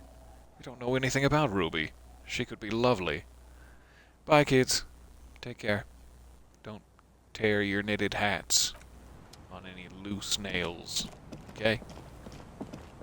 It's just some advice for the kids. Hey. The waves are beginning to die down. Joyce. Look at those little oh my bastards. Simmer down. Simmer down, bastards. I like that. Why does she care about the waves so much? What's with you and the waves? What is it with waves and fishermen? We need to be out there with them, fishing, making a living.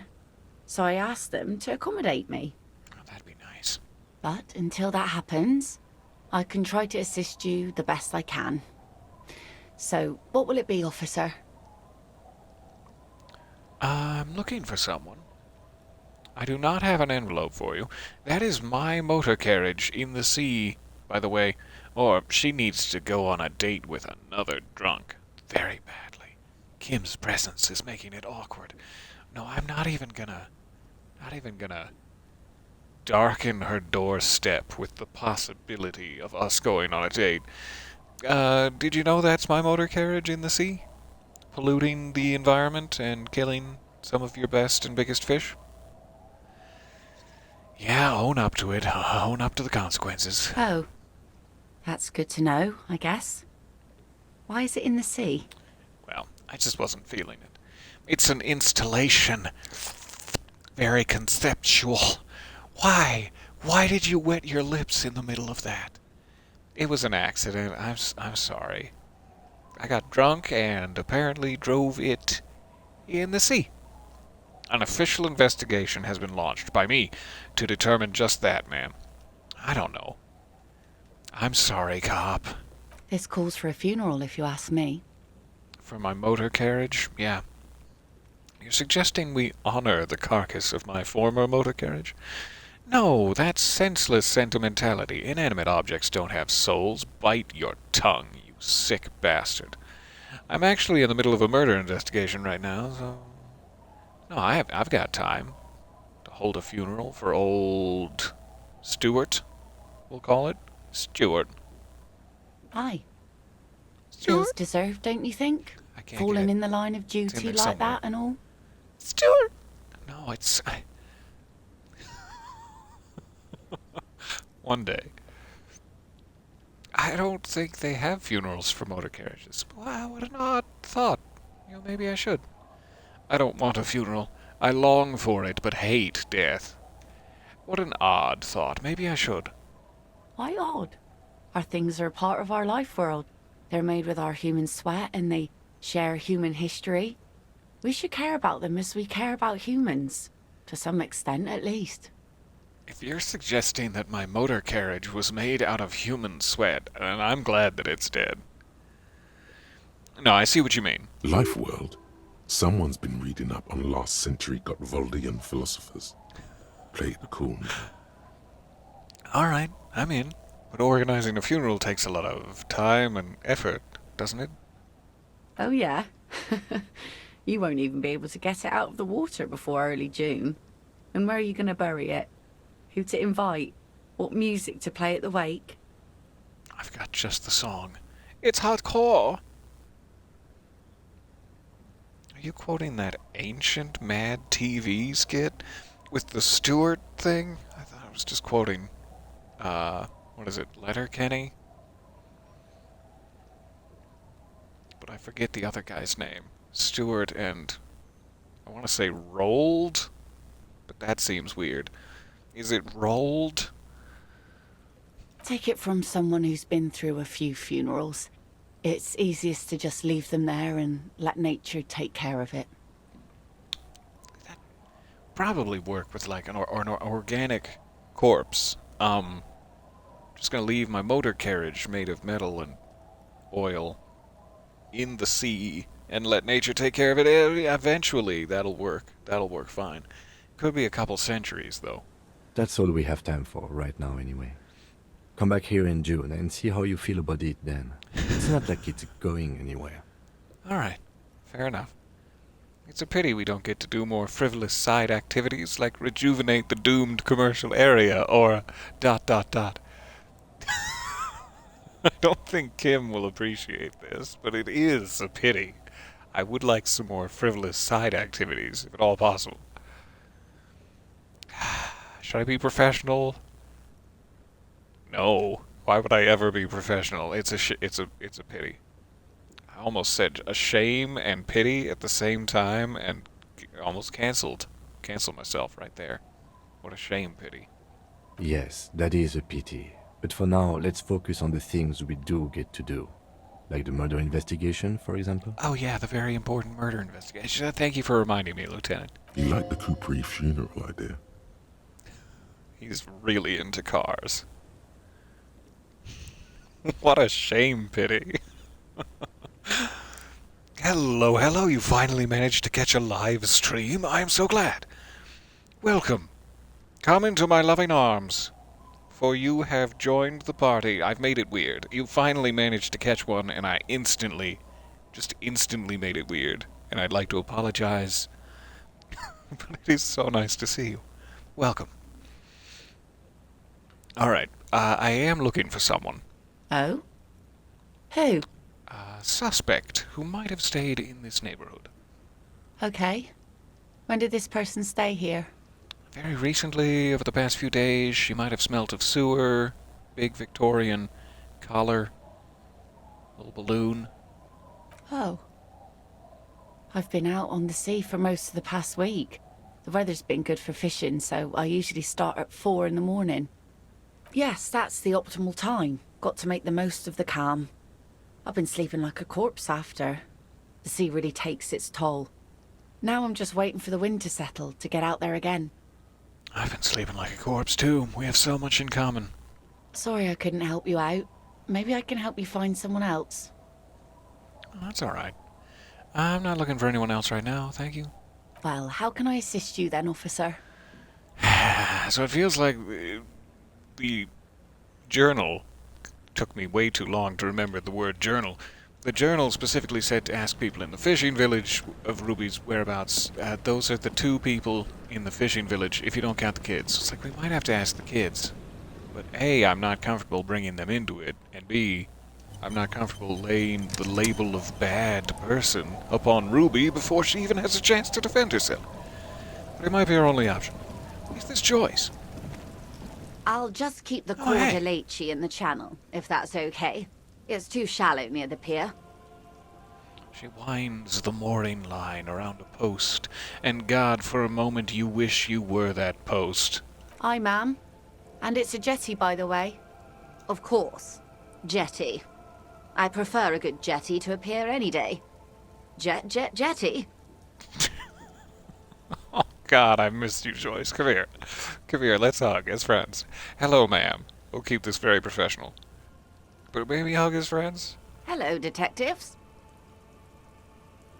She fastens the end of the line around the post and straightens her back, and God, for a moment you wish you were her back. It's good to see you here. I only just arrived myself. What brings you here, madame? Nothing, really. I've had my eye on this jetty for weeks now, so I decided to investigate it personally. This cluster of buildings isn't on any of the official maps, as far as I can tell. Yeah, that's why I'm hiding out here. No one will ever be able to find me if they're using official maps. That. And she's also keeping an eye on you. I'm genuinely flattered. Thanks, Joyce. How do you like it here? How do I like it? She casts her gaze toward the village, slush melting on the cinder blocks, construction work left half finished 10 years ago. Water drips down eaves of Eternite. The jetty below her feet creaks to the tune. The smell of salt and dog shit in the background. It's pornographically poor. The street has no name, all the men are dead or missing. And is that the carcass of a motor carriage over there? Oh, I don't know anything about that. I'm surprised that woman hasn't put me to the sword yet. Maybe she will. You should ask your questions while you can. Before you're put to the sword? No, Joyce, it's gonna be fine. These are good folks. Dark eyes survey the coast leading up to Martinez. Dull grey metal rests in her scabbard. A sword. The wind is too loud for her to hear. Fortunately for you, madame, the RCM is on the scene. All right. Politics time. Let's react. Smell Joyce. Sniff. Where's the option? I need to smell her, or I will never know where she stands on the political spectrum. You're right to be scared. This is all your fault, you rich bastard. You're in no danger. The working class have no idea what's happening to them. They actively do. Try not to be scared. This is just how the real city looks. This place is doomed either way. If I say nothing, they're just gonna make fun of me. You're like, oh, here we go again. You had a good run with the communism for a little while, but now you're just back to saying nothing. Not speaking up when we give you political options. So I can't say nothing. This is just how the real city works. I don't want to blame Joyce for this, though she is wealthy and clearly deeply entrenched in the problem. Just by being wealthy, it's not her fault. Joyce is a lovely person. So sophisticated. Try not to be scared. It's gonna be fine. These are good people, like I said. Oh, I'm not frightened, officer. I'd never be frightened. She leans against the railing, looking up at the grey sky. Have I told you how they discovered this place? The wind picks up. Her raincoat flaps in the gust, and God, for a moment you wish you were those flaps. This fishing village, or this island? I'm assuming she means the island. No, the Insulindian Isola. Is that not what? What is an Isola, then, if it's not an island? I'm guessing you don't know, then. No, you haven't told me how they found it. Well, your condition has left you no worse off than most of these people. The literacy rate is around 45% west of the river. 50 years of occupation have left these people in an oblivion of poverty. A pornographic one, if you ask me. I'm trying to get in with her by using the same terms that she used earlier, but don't tell her about it, it's a secret. Oblivion? Well, that's so me. 45% is around where I operate. Things are getting better, though. Say nothing.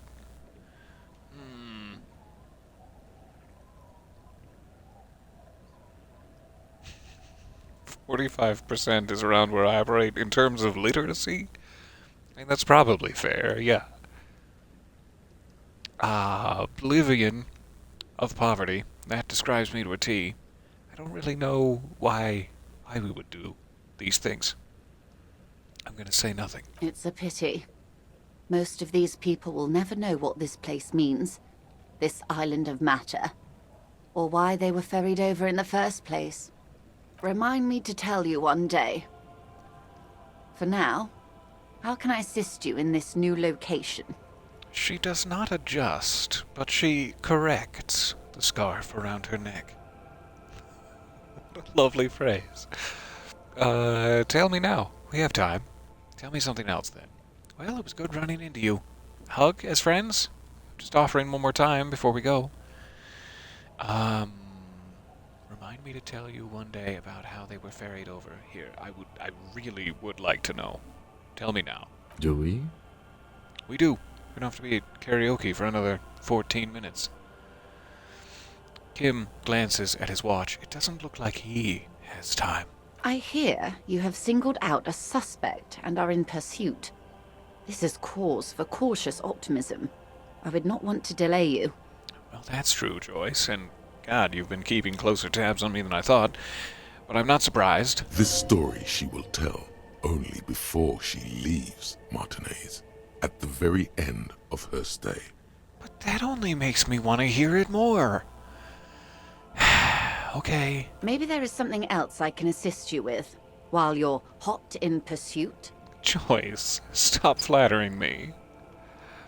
Oh, you meant in terms of the pursuit, not in terms of my physical. I see. Thank you, that's all for now, then. I think we're caught up on her questions, though if there's any scrap of Joyce Messier dialogue that we miss, I will never forgive myself. So I'm hoping that we're caught up. Nice to see her, and I'm genuinely honored that she's chosen to live closer to me in this dingy fishing village. So I don't really feel like I have any choice but to ask the kids if they've seen any bad people, but I don't feel good about this. This doesn't feel right. The scruffy-haired little boy kicks a stone while the other watches him do it. Have you seen any bad people around besides, me? What bad people? One of the twins looks up, his mouth slightly open. You drop an entire bag of, Sour Patch Kids, directly into his open maw. I don't think questioning 4-year-olds without their bribe. parents present is going to crack the case. But maybe it will. Kids are very observant. Okay, fine, Kim. Have it your way. Kids, you enjoy those Sour Patch U's. Alright? Take care.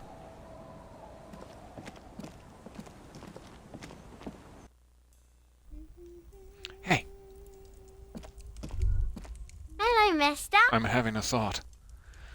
Little Lily, it is a pleasure to see you. I heard there was a girl here who has armored gloves. Keep them. They are yours now. Do you know anyone named Ruby? Luby. Yes, do you know anyone named Ruby. Ruby? Suddenly the girl gets all serious and leans in as if she's about to tell you a secret. My mom tells me I'm a big girl, but she doesn't know that I can't say Earl. Or sometimes I can, but then Uller. Aww. She's wonderful. Kids. The lieutenant shakes his head. Okay. So you haven't seen her. That's fine. Enjoy your armored gloves, and I love you. Goodbye. Bye! Aww. The girl's large, curious eyes remain fixed on you. It is the only time you have not felt judged. Is that the Phasmid? It looks like the Phasmid, leaning against the wall. What? The Phasmid is in here? Leap toward the Phasmid and clasp it in your hands, but try not to break anything. Try to sneak up to the Phasmid. I mean, in terms of not breaking things, I guess sneak. Sure. It's not the Phasmid. It's not even organic. It's a fire iron. How disappointing. Well, you almost had it, Harry. Good job. Of course that wasn't the Phasmid. It's way too big. That's what I get for trying to be a scientist instead of a cop. I mean, I'm not even a good cop. I can't believe it. I really thought it was the phasmid. Genuinely, every bone in my body thought it was the phasmid for a second. Right? You'll have better luck next time, though. The phasmid. Finding it is your destiny. I do believe you're right, Inland Empire. Give the dream of discovering the Insulindian phasmid a rest, for now. No, not for a single moment. I will not rest. I will not sleep until we have the Insulindian phasmid in hand. But I guess that's the only way to continue, so... How have they managed to create the most unlikable child character ever, and a child that I would die for in a heartbeat? I would gladly lay down my life for little Lily any day of the week. I would require a pretty big insurance settlement to lay down my life for Kuno, but I would still probably do it. He's a good kid at heart. It's just all that outside stuff. It's not his heart. And then even partially the inside of his heart too. Gross. Okay, so as far as I know, that's everyone in the fishing village. Maybe these folks have seen Ruby. They are, in fact, directly inside the fishing village, and I'm not sure what I meant by what I said earlier. Damn cool, Abigail. Have you seen any women around here lately? Abigail, perhaps? I will call her unless you tell me where Ruby is. Hey, I'm on an important official investigation, and I demand that you answer my questions. I don't really feel the need to slap him across the face with my throbbing authority. Thank you. Have you seen any women around here lately? Weird segue. Wish that had been phrased differently. Abigail? Abigail, where are you? Don't call. Slowly, his head nods off to the side and he passes out, tongue dangling from his mouth. You play with it a little, as you would a sleeping French bulldog's tongue. There was little chance he'd be a reliable witness anyway. Someone's gotta call Abigail. You there, middle boy. The legend returns. You know the dance. Smokable smokes, pissable pilsner. Drink it, then convert it to piss. And there's spirits and speed too. God, sure there are. Thank you. I'll be going now. And last chance. Tequila sunset. That's me. Don't wear me out. Have you seen a red-haired woman named Ruby around here lately? Can't really remember seeing any women after losing my keys. But before I lost my keys, there's women everywhere I looked. It's a touchy topic. He hasn't got laid in ages. Well, I'm not gonna help him out with that electrochemistry. So, I mean, if I absolutely... Fine. He really has no idea who this Ruby is, sire. Okay, Trauma. I'll be seeing you boys. Take care of your friend there. He's really in a bad place. If you need me to call Abigail, you just let me know. Alright. So perhaps we will not find leads to our dear Ruby here in the fishing village. I did not seem to be able to ask Joyce about it either. Just checking the outskirts for anyone else I may have missed.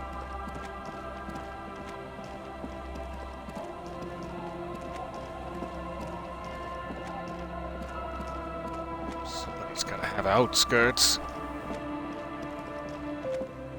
Knees are getting cold.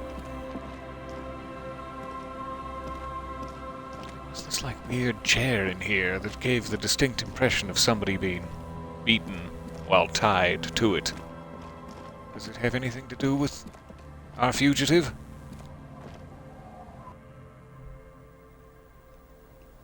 Kim? I need you to tie me to this chair and beat me. It's so that I can get into the mindset of the fugitive. It's not for sex reasons. I want to be very clear, Kim. The first thought I know you're going to have is like, I don't want to do this. It's for sex reasons. But put that aside and just help me get into the mindset of our fugitive.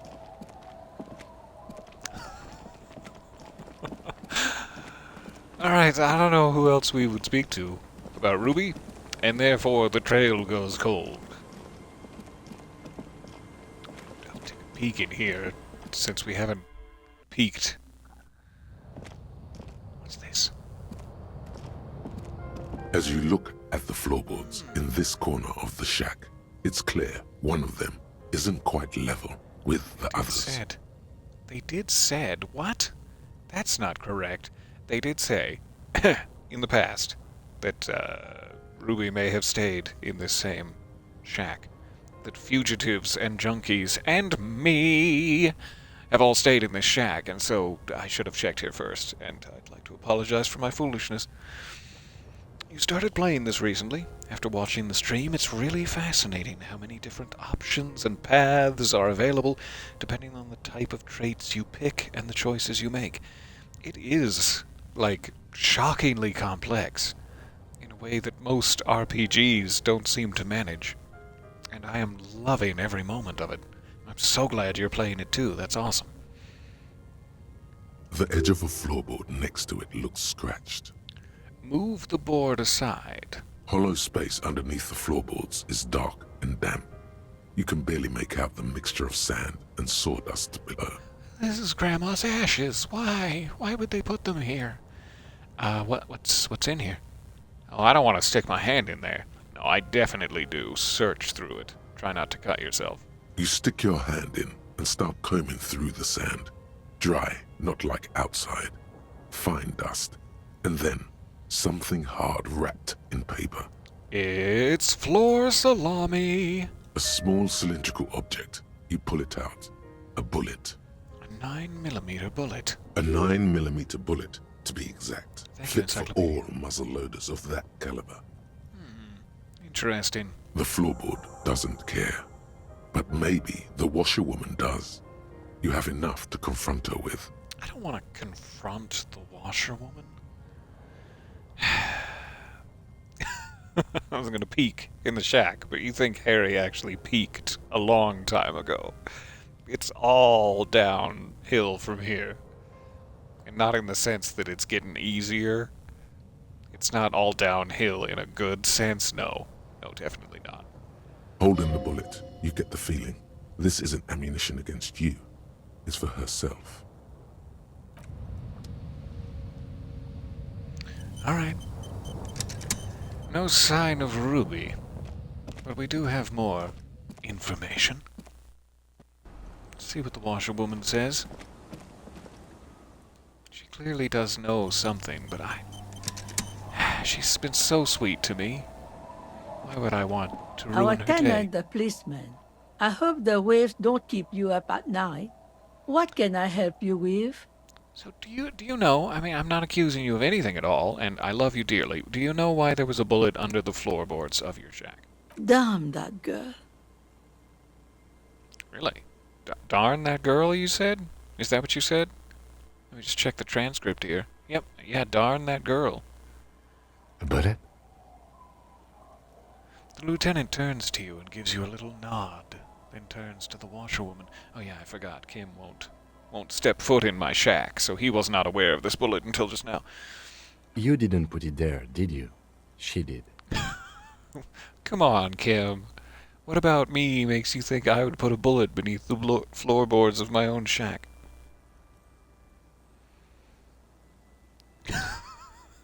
I'm so glad to provide one small laugh in a dour world with my floor salami comments.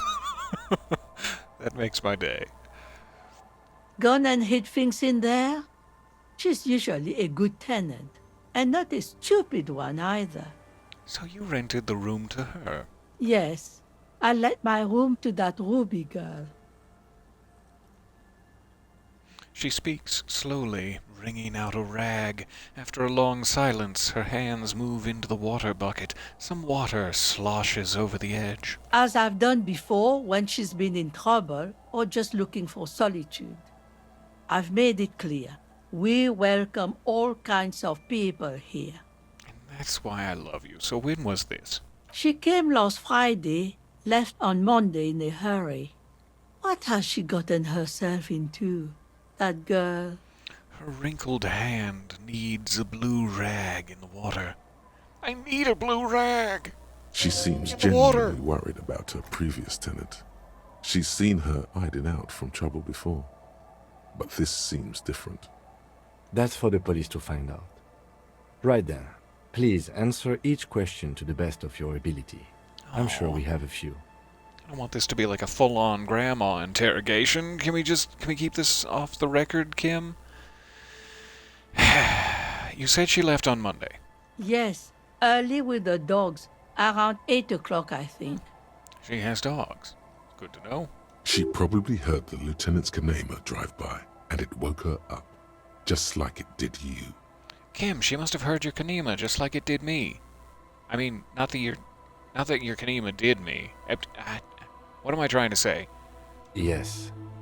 That is a downside of having a 130 kilowatt engine. It lets the bad guys know when you are coming. His voice is tinged with pride. Is the room exactly as she left it? I cleaned it, like I always do. I really appreciate that, and it's gorgeous in there. You can't believe the step up from the hostel. Was there anything else there when you cleaned it? No. Okay, I trust you. The truth, sire. Thanks, Drama. What is she like, this Ruby? She's good company. Knows how to talk to an old woman. At my age, you don't get a lot of quality conversation. So I really appreciate that about her. She sounds like an absolute gem. I don't believe she's the killer. Did she talk to you much during her last stay? No, she was mostly silent this time. Kept to herself. What do you mean? She tried not to let it show, but I could tell she hadn't come to fish. Usually she likes to cast a few lines, but this time she mostly stayed in her room. Why do you think she left the bullet there? How would I know? She's a gruff one, but not violent. She doesn't go around toting a gun. She looks back toward her shack, thinking. You could ask her about your hunch, that it was a desperate measure. See if she thinks Ruby fits the bill. So I have a possible explanation in my mind. Aye. Do tell. A seagull flies overhead. Obviously a bad omen. Fucking seagulls. An exit plan? On second thought, I'd rather not say. It's something I want to think about. Do we want to confront the old lady with the idea that if backed into a corner, Ruby will return here and potentially splatter her? Never mind. Maybe we don't. Maybe we just let the washerwoman have her day in the shade. Which is a metaphor for the knowledge that I'm keeping from her. Sure. That bad? Is it? Yeah, a little bit. So where did she go? I don't know. Further up the coast. She tried to leave quietly, but the hinges on that door screeched like a cat in heat. Woke me up. I heard her rushing in those heavy boots, heading up north. I don't mean to be indecent, washerwoman, but how do you know what a cat in heat screeching sounds like? Maybe a story for another time, fair enough. You'll never find her, you know. She knows the coast like the back of her hand. You only just arrived. I wouldn't worry about that, ma'am. We are persistent. All right, further up the coast we go. It sounds like the beginning of a lovely song where Kim and I lock arms and start skipping across the icy sand. But that place is huge. She's a needle in a haystack, and it's probably in that sewer underneath the Feld electrical building, but it's a needle in a haystack. Wipe your brow. Man, I was really hoping she'd be hiding in this village. I didn't want to have to walk anymore. Are you sure she didn't go somewhere more pleasant and less wet? Further up the coast we go. lock arms with me, Kim. Are you sure you'd rather stay here? Get a nice cozy fire going in the heater? Seems like a better idea to me. She drops the rag in the bucket. It's clean now, much like her conscience. You know, that does seem like a better idea. I'm gonna give up this whole detective life and just sit by the heater, day in, day out, paying no rent, eating your food, stealing food literally from the mouths of this village's children. Is that what you want, or should I continue my job, madam? I'm sorry I got terse with you there. The Feld electric mural. You feel like you should go look at it again. Step closer this time. Really? Thank you, Inland Empire. That's one hell of a lead. I don't know where it's coming from, but thank you. We're off. One thing, officer. If you do find her, please go easy on her. She looks around. The air is getting colder. She really means it. It's an honest plea. It is indeed getting colder. It has just begun to snow. She's a good girl. Whatever she's gotten herself mixed up in. I believe it. I have no intention of going on her at all. So if I do go on her, there must be a better way to say this. It'll be easy. You have my assurance. But that's if I go on her. Alright, quick march to the Feld electrical mural. I need to find a spot to save it, but dear God, this game is engaging. I will never stop. I haven't gone to the restroom in like 7 hours, but this game, I will not stop playing. You see a once bright mural towering above you. The signage has peeled off over the years, but you can still make out Feld Electrical R&D. Options still on the table, Lieutenant Kim. Just saying. A slogan used to intertwine with the loops a long time ago. Now, only a shadow of peeled letters remains. It says, "Tomorrow is just a whisper away." Step closer. Above the mural, a collapsed roof, broken windows set in walls that are cracking and will soon also fall, and the coastal breeze rustling and sighing in the remains of the edifice.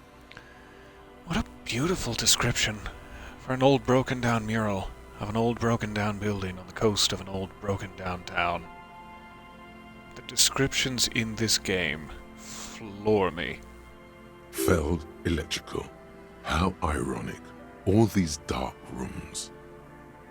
Feld Electrical. You only know them as a small company that makes ink cartridges. Looks like they used to be big. There's something in the wind. Sometimes the only way to go forward is to fail first. Conceptualize this. Could Ruby be in there? In there? She could. Or she say could it be out in the loud identical to room over there. Kim. Or in that boat shack. In that church tower, maybe. Oh no, she's definitely in here. My sense of Inland Empire tells me so. Why single out this one building? Because it's given me the shiver. I've got the chivers about it, and I think she's definitely in here, but I have a 3% chance to prove it because my chivers are so desperately low. Lower than I ever imagined. Good thing I've been hoarding skill points the entire game for a moment just such as this. Chivers ahoy! There you are. Chivers. Chivers.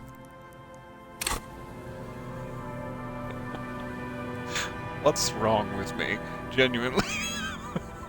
The once bright mural towers above you, saying, Still Feld 3%? Electrical I gave you all those R&D. extra chivers points. Tomorrow is just a whisper away. Interesting that Empty Trap is pointing to Ruby rather than Kuno. So discarded items such as the jacket, Empty Trap from her, I guess, foraging for locusts for dinner? which is a bit of a shame. I can bring you a bag of chips or something, and you can leave the locusts alone. That makes me wonder if there are other things to find that would maybe increase my chances, because apparently 2 full Chivers points does nothing for me. Which I can't believe. I'm so offended that my Chivers points do nothing for me. But I'm gonna leave them. I'm gonna leave them deployed to Chivers, because I like that as a skill.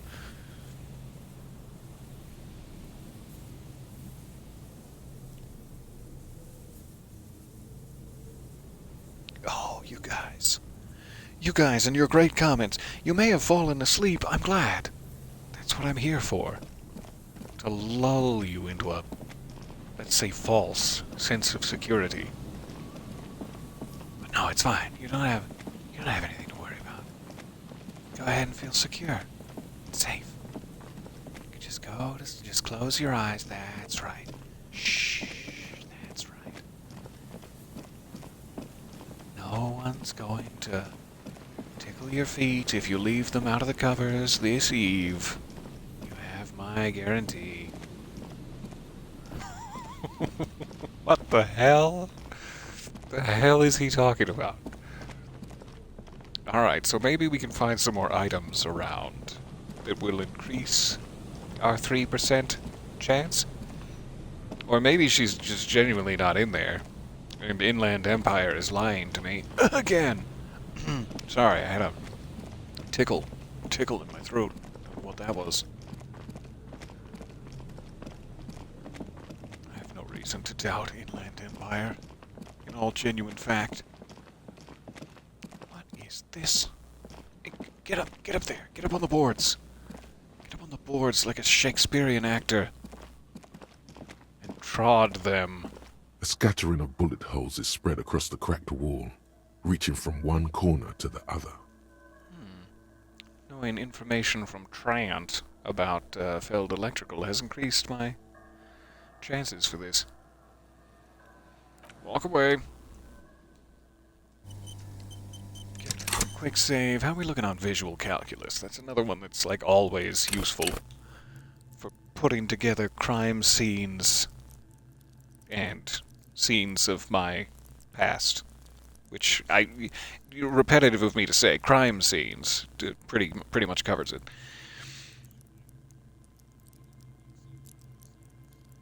I mean, you've got the shivers, but maybe some timbers could help. I love it so much.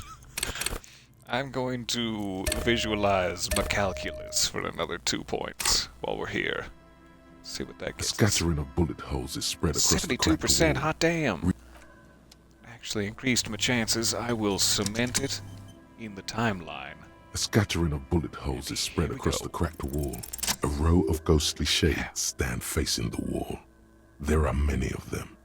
12 at least. Their heads lowered and eyes blindfolded. It's quiet. No sound. No movement. 10 meters away, other shades are lined up in an orderly manner. Automatic rifles primed. A gust of wind blows by. The coats of the firing squad flap slowly in the breeze. A single person stands on the side. Snowflakes fall on the wooden planks and the surrounding sand dunes, covering the land with the white of innocence. A long time has passed since the moment of this fusillading. Rain and brine have since washed all the blood away. Not a trace remains. Not a trace of blood from the fusillading. What am I looking at here? Is this the consequence of communism? Or is it very much the opposite of that, and the moral intern has crushed these poor dear communists into the wall? The abundance of bullet holes leads to 2 options. Either an inordinate amount of executions were performed here, or they did not use a conscience round, where only one soldier has the loaded rifle. Looks like this was a mass execution with everyone fully armed. I love a good reference to a conscience round. Look at the people against the wall. first and most importantly. A host of men, probably in everyday clothes, ragged from the conflict and covered in dust. They were not sitting, a common practice for executions in some nations, as demonstrated by the height level of the bullet holes. They stand, facing the wall. It's impossible to discern any details about their personality or background. Ordinary people, familiar, each and every one of them. Who were they? Comrades, the forsaken, the wretched, who tried to rise against the horrors of the world. Look at the line of soldiers. 7 men in combat uniforms and dark coats, holding automatic rifles aimed at the people. Soldiers from some side, but from which one? Look at the person standing on the side. The commandant, the one who gives the order. Machine gun fire crackling through the air. The lights of the muzzle flashes dancing on his face. Kim, who was who in this execution? I don't know. I don't know who died here, lined up beside that horrible wall. It could have been any of the parties involved in the revolution. Perhaps the ones executed here were the loyalist conservatives, killed by the communists at the start of the Civil War. Or it could have been the communists, put to death during the last stretch of the conflict by the coalition forces. Remember what Trent Heidelstein said about Feld? What if it was the Feld personnel when their assets were being seized by the revolutionaries? Another likely scenario. Or maybe... It seems a little disrespectful at this point to call them the Feld personnel, but maybe that's just me. You mentioned coalition forces. Could it have been them against the wall? Yeah. It's very unlikely the coalition forces were the ones who died here. They were always the last ones against the wall. To be honest, if a coalition member was anyone in this situation, it was a commandant, the superior giving the orders. Understood.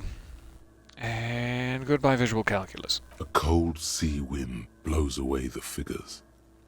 Gorgeous. Behind this building, the other one, once filled with engineers and designers of Feld Electric, now collapsed and dead, but for some rats. You feel drawn, for some reason, to the faded mural again. My percentages have increased. I feel it on the cold sea wind. Thanks, Chivers. Alright, there might be other things. And there likely are other things that would increase my chances even more, but we can go back and take a look. A door, a building, a hiding place. Could the instigator be inside?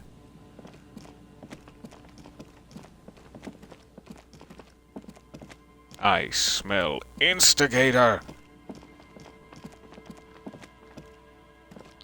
When I say that out loud, I somehow imagine you having like a small briefcase, throwing it out onto the ground, and an alligator just bursts out of it. Instigator! Which would be very helpful in certain situations. Especially smack dab in the middle of a tickle fight. Stop tickling me, I swear to God, I have an ace up my sleeve. The once bright mural towers above you, saying, Feld Electrical, R&D. Tomorrow is just a whisper away. Alright, so... Sorry, I wasn't sure if the audio was messing up. It just has such a gorgeous, deep voice. It sounds like the audio was messing up. That gave me a +1 for reconstructing the execution. Very likely need to find other things around. This seems to be the best lead we have on our main case. We are getting somewhat close, I hope, to being able to put a stop to the impending civil war in the streets. Bloodshed all around. Which I would dearly like to avoid. So if we can find a few other things that speak to the history of Feld Electrical, we may be in good position. Let's check the north, but I really do have to go get some things done before the evening time.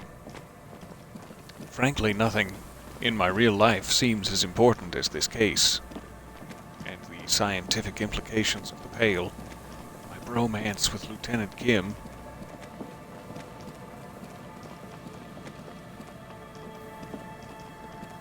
But this has been a wonderful session. We've made a little bit more progress towards our primary goal. And I'm incredibly grateful for all of your time. Not seeing anything new, but I'm having a thought. Is there something here that would indicate a sniper used this place Aha. as a nest for taking the shot? Just some urban detritus, a bottle, and a dilapidated old comms tower.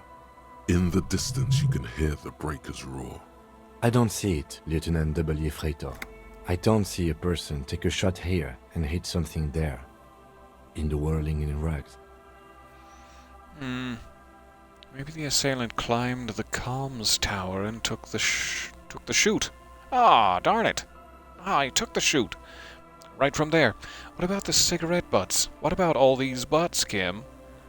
Look over the water to the whirling in rags. Start with this. Start with my eyes. There, 1.2 kilometers over the cold water of the bay, through a thick snowstorm melting flake by flake in the waves, you see the smallest rectangle, barely visible. It's late. There is no light on the third floor of the whirling in rags. No shape moves behind it. Glazia must be out on the town. Alright, what about these butts? Those? A smoking assailant who favors Tumutiri to Astra or Joanne? Cigarette butts are everywhere. This is a common brand for old men. I knew it! An old man is the killer. Still, this is proof. You felt it was important enough to make a mental note. That means something. You didn't pay attention to any of the other cigarette butts on the coast. True. So maybe the assailant climbed the comms tower? It's not possible to climb that ladder. And even if it were, why? There's no platform up there to aim from. The lieutenant looks up, raising his collar. Maybe the campfire was used by the perpetrator. To warm his hands before pulling the trigger? Perhaps. But anyone could have made this. The coast is specked with fires this time of year. He looks around. Truthfully, this seems like a very poor choice to take a 1.2 kilometer rifle shot from.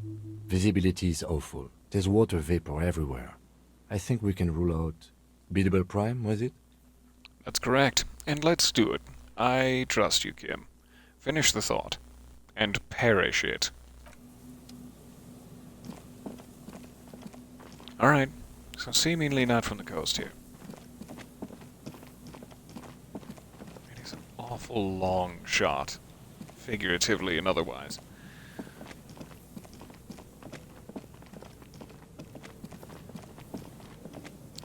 Oh, so many reeds to get stuck on. Alright, so seemingly nothing, felled electrical related to the north. Let's check this bunker door one more time. An old door, worn by elements, guards the depot. The wind has blown a sand dune in front of it. The door hasn't been opened in a long while. You see a handle. Could this structure have been used to take the shot? Probably not, but let's float it. From here to the whirling? I can't see how. The church is in the way. I mean, you can just blow right through that church. Blow right through the church, right through the crabman. Bam. Direct shot in the open mouth. That's pretty far-fetched. Okay. I still cannot open this, and it is a red check. Apparently there's an island out there somewhere, which we did not know about until just recently. I see the island out there, so it's like you can just barely make out the little bunker door I'm at, just to the right of the Ferris wheel that does not exist, and the island is pretty much direct across from there. I'm assuming this bunker door is how we would get to that island, lacking any other pathways, because it's like we've been up near where Joyce's boat used to be docked, and there was no way across the water, that, like, bridge is destroyed. So I kind of feel like this is our best shot for getting there. And if we want to investigate the last potential place to take the shot from, which almost does seem like the closest location available, because it's like Boardwalk is far away, Comms Tower is pretty far away, that island is closer than either of them to the whirling. But I guess it depends on where on the boardwalk we end up finding it, and I don't know that yet. So, I do believe that if we want to investigate the last shot area, potential shot area, we need to get through here, but the percentage is desperately low for this, and not getting any better. I could increase my physical instrument, but that's probably going to give me, let's say, 6 to 8% at most.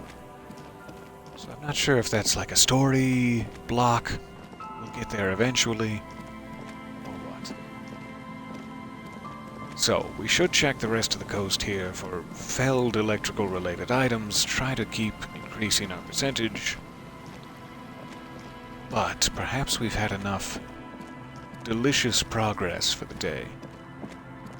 Sun is still ever so slowly going down. I have to remember to go sing karaoke before Kim leaves us, because he will be wowed and respect me finally after I sing. And then after Kim goes to bed, whatever that ends up being, I should try to talk to Clausia one more time before I return to the fishing village myself. So we have a pretty good plan laid out before us once the sun goes down.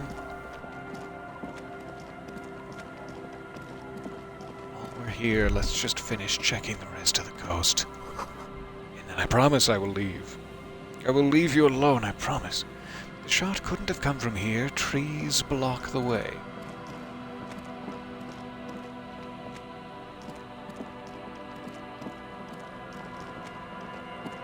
Thank you again. I know I've already said it, for your patience and your time in hanging out with me. I love this game. I'm so grateful to share it. The wind is corralled by the 4-story buildings around this yard, therefore making it the perfect location for sniper fire. Is this what you're insinuating? Or is it corralled in a bad way, like all the wind is right here?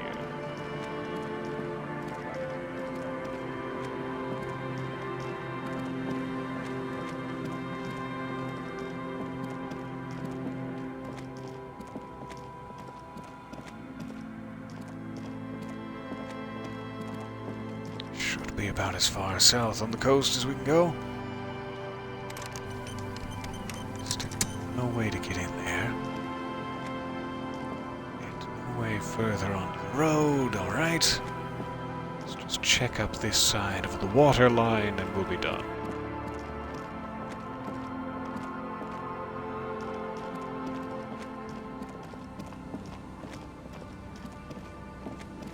Art style of this, even after so many hours playing, is still just such a unique treat for the eyes.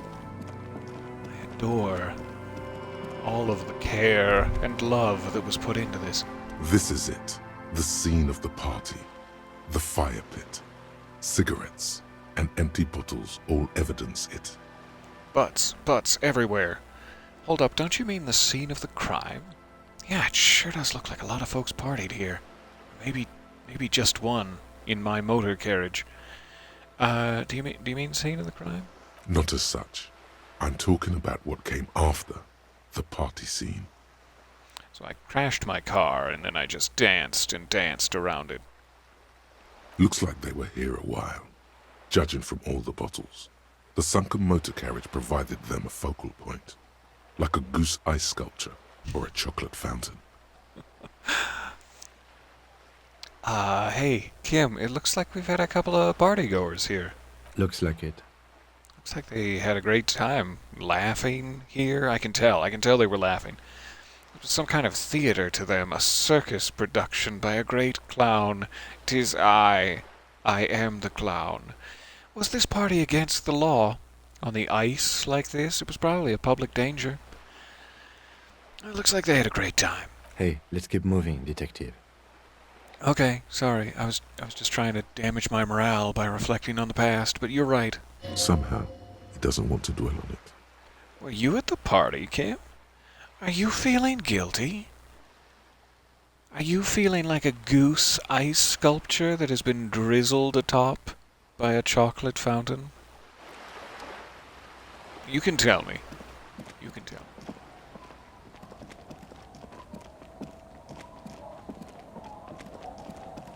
Alright. And we're back. So that's pretty much the entire coastal side of things that we've thoroughly searched. There's obviously any number of places I could have missed a thought.